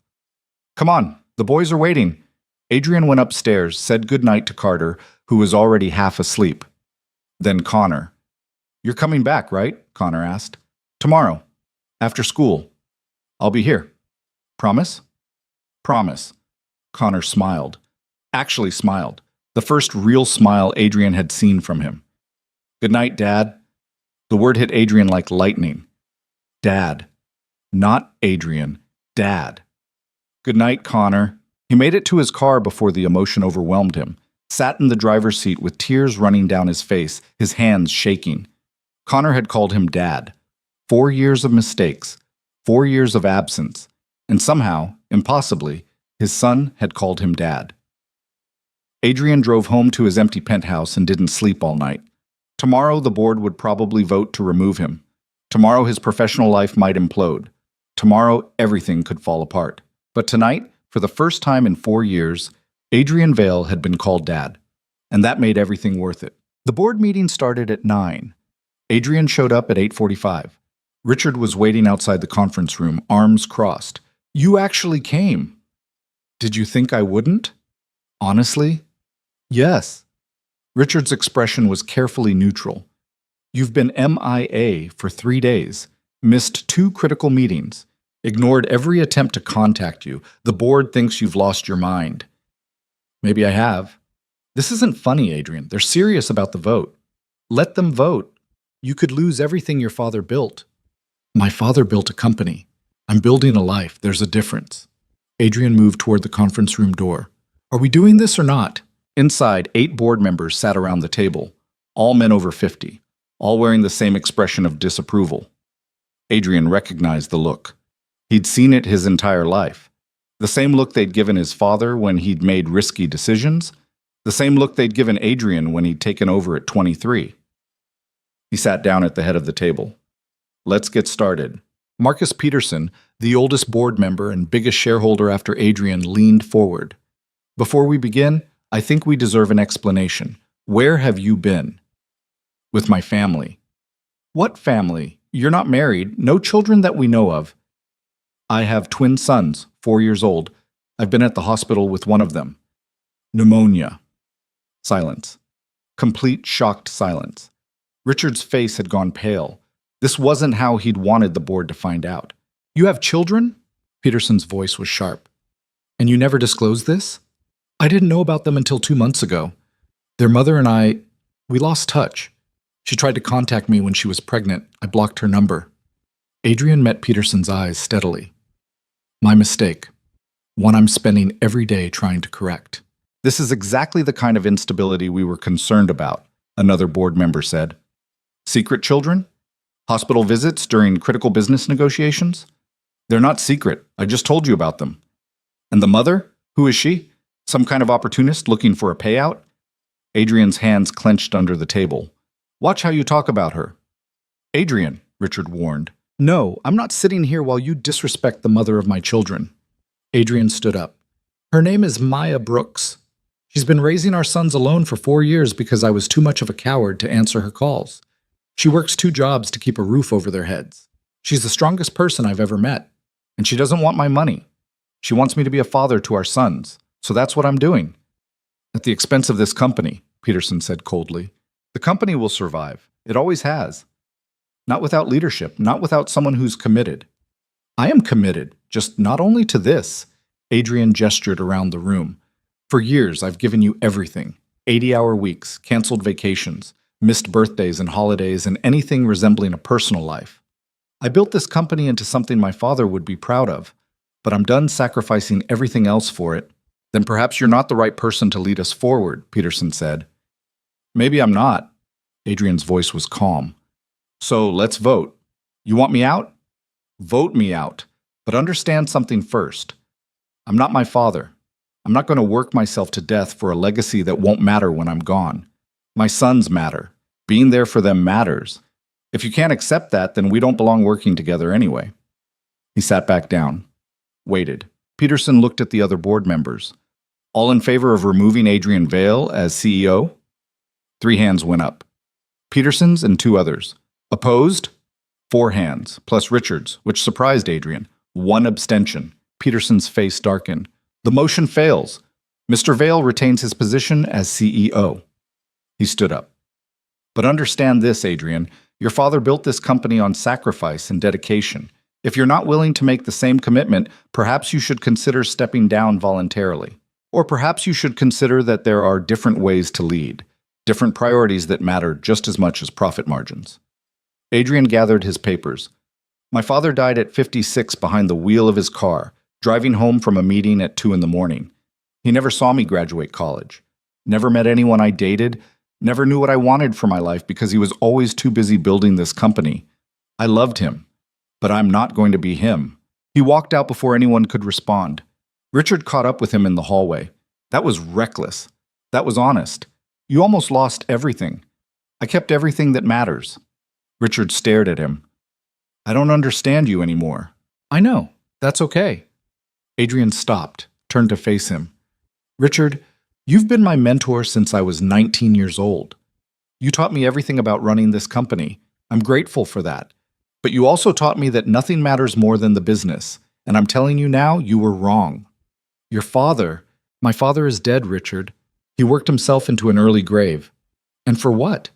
So that we could argue in boardrooms about quarterly earnings? Adrian shook his head. I have 2 sons who need me. A woman who's giving me a second chance I don't deserve.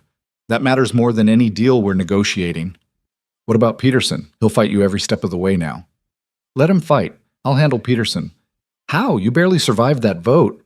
I survived because 4 board members think family matters. The company will adapt. And if it doesn't, then maybe it's not the company I want to run anymore. Richard looked like Adrian had slapped him. You'd actually walk away? In a heartbeat. If it meant being there for my sons. Richard was quiet for a long moment. Then quietly, I never had children, never married. Gave everything to this company, just like your father did. And now I'm 62 years old, living alone in a condo, working 70 hours a week because I have nothing else. He met Adrian's eyes. Don't be me. Richard, I mean it. If you have a chance at something real, take it. The company will survive. It always does. But you only get one chance to be a father. Adrian didn't know what to say. In 15 years, Richard had never said anything that personal. Thank you, Adrian said finally. Richard nodded. Now go. I'll handle Peterson and the damage control. You have a family to get home to. Adrian left the building feeling lighter than he had in years. His phone buzzed. Maya. How'd it go? I'm still CEO, barely. Adrian, it's fine. I meant what I said. The company's not more important than you guys. Silence. Then, Connor's asking for you. Says you promised to be here after school. Adrian checked his watch. 2:30. I'll be there in 20 minutes. He made it in 15. Maya opened the door, looking surprised. You really came. I promised, didn't I? Connor appeared behind her, still looking pale and tired from his hospital stay, but his face lit up when he saw Adrian. You came. Of course I came. Connor ran to him. Adrian scooped him up, careful of his still healing lungs. Carter appeared seconds later, demanding his own hug. Did you bring us anything? Carter asked hopefully. Carter, Maya scolded, you don't ask people that. It's okay.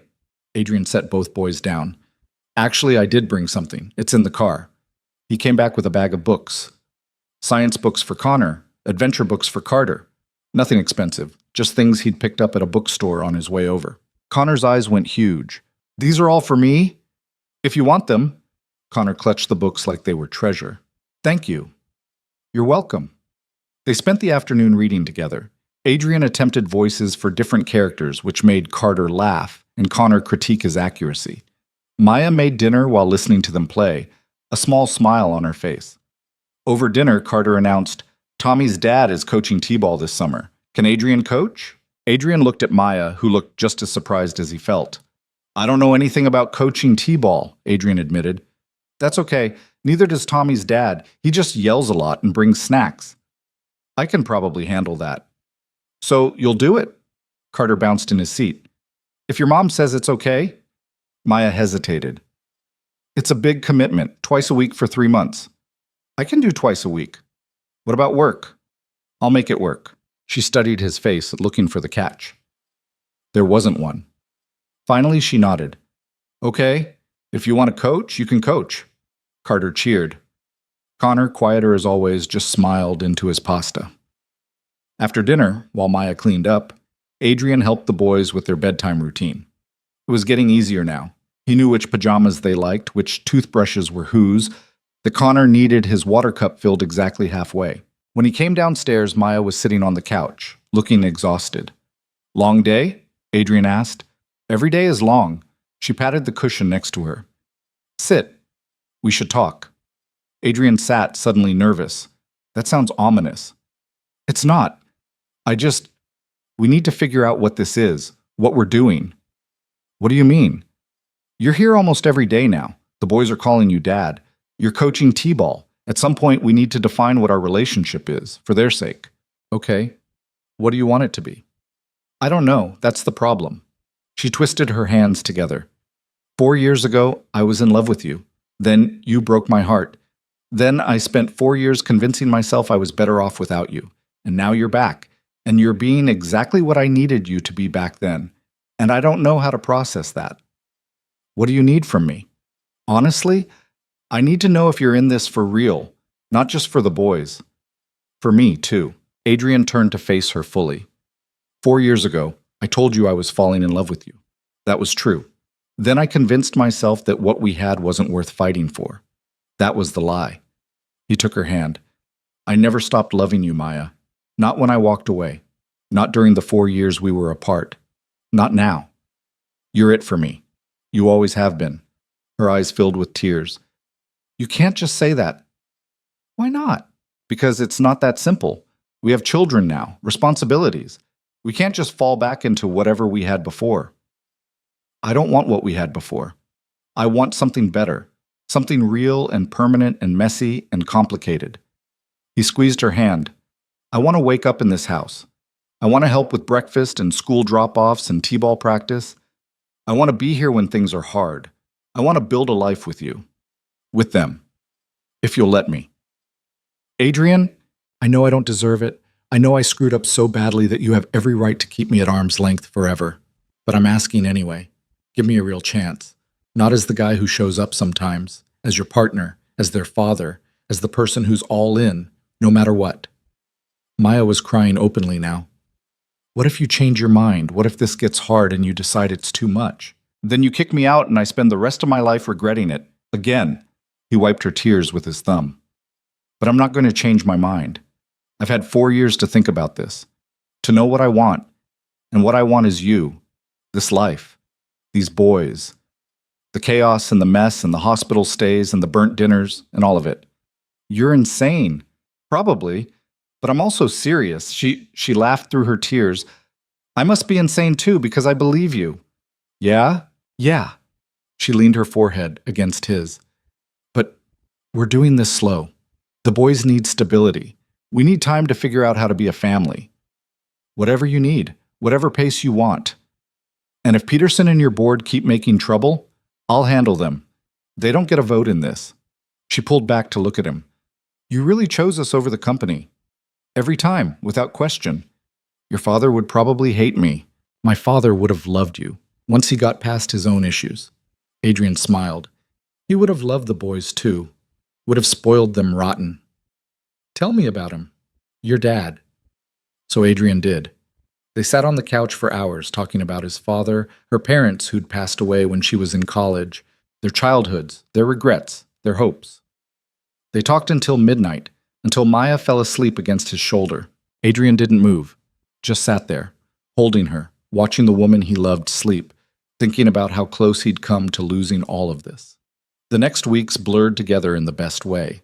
Adrian showed up every morning to help with breakfast, drove the boys to school, went to work but left at 5 sharp instead of staying until 9, had dinner with his family, helped with homework and baths and bedtime. Peterson made noise at every board meeting. Adrian ignored him. The Meridian deal fell through because Adrian refused to commit to the travel schedule. Adrian didn't care. 2 other deals came through because Adrian was finally present enough to see opportunities Peterson's generation had missed. The company adapted. Some board members left. New ones joined. Richard stayed, quieter now, but supportive in his own way. Maya slowly let her guard down, started leaning into Adrian's help instead of fighting it. Let him pay for things she needed without making it a battle. Trusted him with more responsibility with the boys. 3 months after Connor called him dad for the first time, Maya asked Adrian to move in. "Are you sure?" Adrian asked. "No, but I'm doing it anyway." She was in the kitchen, making dinner while he helped Carter with homework at the table. "This house is too small for all of us. The boys need their own rooms eventually, and you're here every day anyway. We might as well make it official. We could get a bigger place. Adrian, I love this house. The boys love this house. We're not moving into some penthouse. I wasn't suggesting—" "Yes, you were." She smiled. "We'll figure it out. Maybe add on a room or 2, but we're staying here, in this neighborhood, in this life." "Okay." "Okay?" "Yeah, okay. Whatever you want." She crossed her arms. "That's it? No argument about property values or investment opportunities?" "Nope. You want to stay here? We stay here. You want to add on? We add on. This is your house. I'm just grateful you're letting me be part of it." Maya shook her head, but she was smiling. "You're getting soft, Vale." "Maybe. Or maybe I'm finally figuring out what matters." Carter looked up from his homework. "Does this mean Adrian lives here now?" "Yeah, buddy, if that's okay with you." "Cool, can we get a dog?" "Absolutely not," Maya and Adrian said in unison. Carter pouted. Connor, listening from the living room, called out, "I told you they'd say no." Adrian moved in the following weekend. He didn't bring much. Some clothes, his laptop, a few personal items. Everything else, the expensive furniture, the art, the life he'd built alone, stayed in the penthouse. He sold it a month later. Donated half the furniture, put the rest in storage he'd probably never access. "You don't regret it?" Maya asked, watching him sign the sale papers. "The penthouse? No, it was always too big, too empty, too much like a museum and not enough like a home." "What about your life before? The freedom, the independence." "What freedom?" "I was miserable. Working all the time, avoiding anything that felt real, convincing myself that success was enough." He set down the pen. "This is freedom. This life with you and the boys, getting to be part of something bigger than myself." She kissed him then. Not the quick pecks they'd exchanged before. A real kiss. The kind that said she was all in too. T-ball season started. Adrian was terrible at coaching. He didn't know half the rules, he forgot to bring snacks twice, and his pep talks were awkward at best. But he showed up to every practice, cheered at every game, and learned alongside the kids. Carter loved it. Hit the ball exactly once all season and ran to third base instead of first, but didn't care because Adrian was there. Connor didn't play. Too anxious about organized sports. But he came to every game, keeping detailed statistics in a notebook, pointing out which kids were improving and which needed more practice. "You should coach them," Adrian said, reading Connor's notes. "I don't like being in front of people." "You don't have to be in front. You can be behind, like a strategist." Connor considered this. "Maybe next year." Whenever you're ready. Summer came. Adrian took 2 weeks off work, something he'd never done before. They didn't go anywhere fancy. Just day trips to the beach, the aquarium, the science museum Connor loved. Simple things. Normal things. Family things. One evening, sitting on the beach watching the boys build sandcastles, Maya said, "I think I'm ready." "Ready for what?" "To marry you." Adrian nearly dropped his beer. "What?" "I'm not proposing. Don't get excited. I'm just saying, when you're ready to ask, I think my answer will be yes." "When I'm ready to ask." "Yeah, ball's in your court." She smiled. "No pressure." Adrian bought a ring the next day. Nothing huge or flashy, a simple band with a small diamond that reminded him of the way Maya caught light.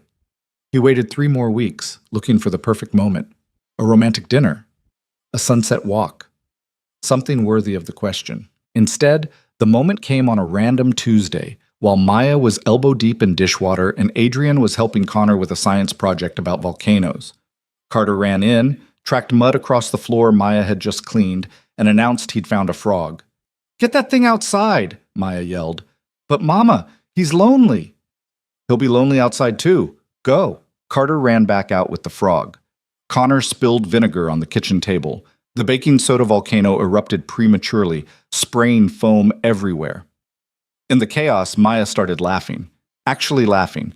The kind of laughter that came from exhaustion and absurdity and love all mixed together. And Adrian thought, this is the moment. "Marry me," he said. Maya stopped laughing. "What?" "Marry me. Not someday. Not when the moment's perfect. Now. This. Marry me." "Adrian, there's foam all over the kitchen." "I don't care." Connor's volcano exploded. "I noticed." Carter brought in a frog. "I saw." "This is a disaster." "This is our life, and I love it. I love you. I love them. I love the chaos and the mess and the mud and the frogs. All of it." He pulled the ring from his pocket. "So marry me, please." Maya stared at the ring, then at him, then at Connor, who was watching with wide eyes. "Is that a yes?" Connor asked. "Yes," Maya whispered. Then louder. "Yes, yes, I'll marry you." Adrian slipped the ring on her finger. It fit perfectly. Connor cheered. Carter came running back in to see what the noise was about, saw the ring, and started jumping up and down. "Are you our dad now?" Carter asked. "I've been your dad." "I mean officially." "Yeah, buddy, officially." They got married 6 weeks later in the backyard. Nothing fancy, just family and close friends. The boys stood next to them as Maya and Adrian exchanged vows they'd written themselves.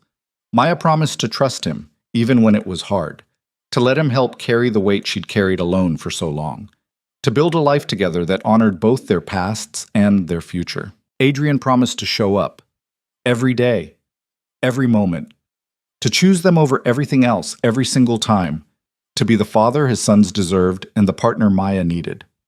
Connor and Carter promised to share their toys sometimes and only fight about important things. Everyone laughed. The ceremony lasted 20 minutes. The celebration went until midnight. Connor fell asleep on Adrian's shoulder while Carter ran wild with the other kids. Maya stood next to Adrian, watching their sons, their friends, their life unfold around them. "No regrets?" she asked. "Not even one." "What about the company? Peterson's still making noise." "Peterson can make all the noise he wants. I'm happy. That's all that matters." "You really mean that?" "I really mean that." He kissed the top of her head. "I spent 4 years chasing things that were supposed to make me happy. Success, wealth, legacy. None of it worked. This works. You work. They work. We work." She leaned against him. "I love you." "I love you too." A year later, Adrian stepped down as CEO, not because the board forced him, not because Peterson won, because Adrian chose to. He stayed on as chairman, attending monthly meetings, providing guidance when needed. But the day-to-day operations went to someone younger, hungrier, more willing to sacrifice everything for the company. Adrian had different priorities now. He started a foundation focused on single parents and early childhood education. Used his connections and resources to fund programs that helped people like Maya had been, struggling alone, needing support, trying to build something from nothing. Maya went back to school, finished her photography degree, opened a small gallery that showcased local artists. It didn't make much money, but it made her happy. That was enough. Connor stayed serious and careful, but slowly learned to trust that Adrian wasn't going anywhere. He still kept statistics on everything, still noticed things other people missed. But he laughed more, worried less, called Adrian Dad without hesitation. Carter stayed chaotic and loud and full of joy, brought home straight C's and interesting rocks and occasionally frogs. Drove everyone crazy and made everyone laugh in equal measure. They added 2 rooms to the house, got a dog despite everyone's protests, a rescue mutt that Connor named Comet and Carter claimed was his. Built a treehouse in the backyard. Planted a garden that mostly died but sometimes produced tomatoes. 5 years after Adrian first saw his sons on that playground, he stood in the same park watching them play. Connor was 9 now, explaining constellations to a group of younger kids. Carter was racing around like his hair was on fire, leading some elaborate game only he understood. Maya sat next to Adrian on the bench, her hand in his, her head on his shoulder. "You ever think about what would have happened if you hadn't seen them that day?" she asked. "All the time. We probably would have been fine, me and the boys. We were surviving." "But would you have been happy?" She thought about it. "Eventually, maybe, I don't know. Would you?" "No. I spent 4 years proving I couldn't be happy without you, without them." He watched Connor point at the sky, watched Carter do a cartwheel for no reason. "I needed this family, this life. I was dying before, I just didn't realize it." "That's dramatic." "It's true. I was choosing all the wrong things, chasing all the wrong goals." He looked at her. "You saved me. You and the boys. You gave me a reason to be better, to choose differently. You saved yourself. I just gave you the chance. That I'm grateful for the chance." They sat in comfortable silence, watching their sons play. Other families came and went. Dogs barked. Children laughed. Life happened around them, normal and beautiful and real. Connor called out, "Dad, come look at this cloud. It looks like a dragon." Adrian stood up. "You coming?" "In a minute," Maya said. You go." He walked across the playground to where Connor stood, pointing at the sky. Carter ran over, insisted it looked like a dinosaur, not a dragon. They argued good-naturedly while Adrian refereed. Maya watched them from the bench, her family, her boys, her life. Not perfect, never perfect, but real, honest, full. And that was everything. Years would pass. The boys would grow up. There would be more hospitals, more emergencies, more fights and tears and slammed doors. Teenage years that would test everyone's patience, college applications, first heartbreaks, all the messy, complicated, beautiful parts of life that came with raising children. But Adrian would be there. Every morning, every crisis, every small victory and crushing defeat. He would show up the way he'd promised, choosing them over everything else, every single time, because he'd learned what his father never did. That legacy wasn't built in boardrooms or carved into buildings. It was built in moments like this, in keeping promises, in showing up, in choosing love over fear, family over ambition, presence over power. He'd learned that real success wasn't measured in dollars or deals. It was measured in the trust in his son's eyes when they called him Dad, in the way Maya's hand fit in his, in the ordinary, extraordinary privilege of being part of something bigger than himself. He'd learned that sometimes the worst mistake of your life becomes the catalyst for the best decision you ever make. That it's never too late to choose differently. That love, real love, is messy and hard and requires sacrificing things you thought you needed for things that actually matter. Adrian Vale had everything he'd ever wanted.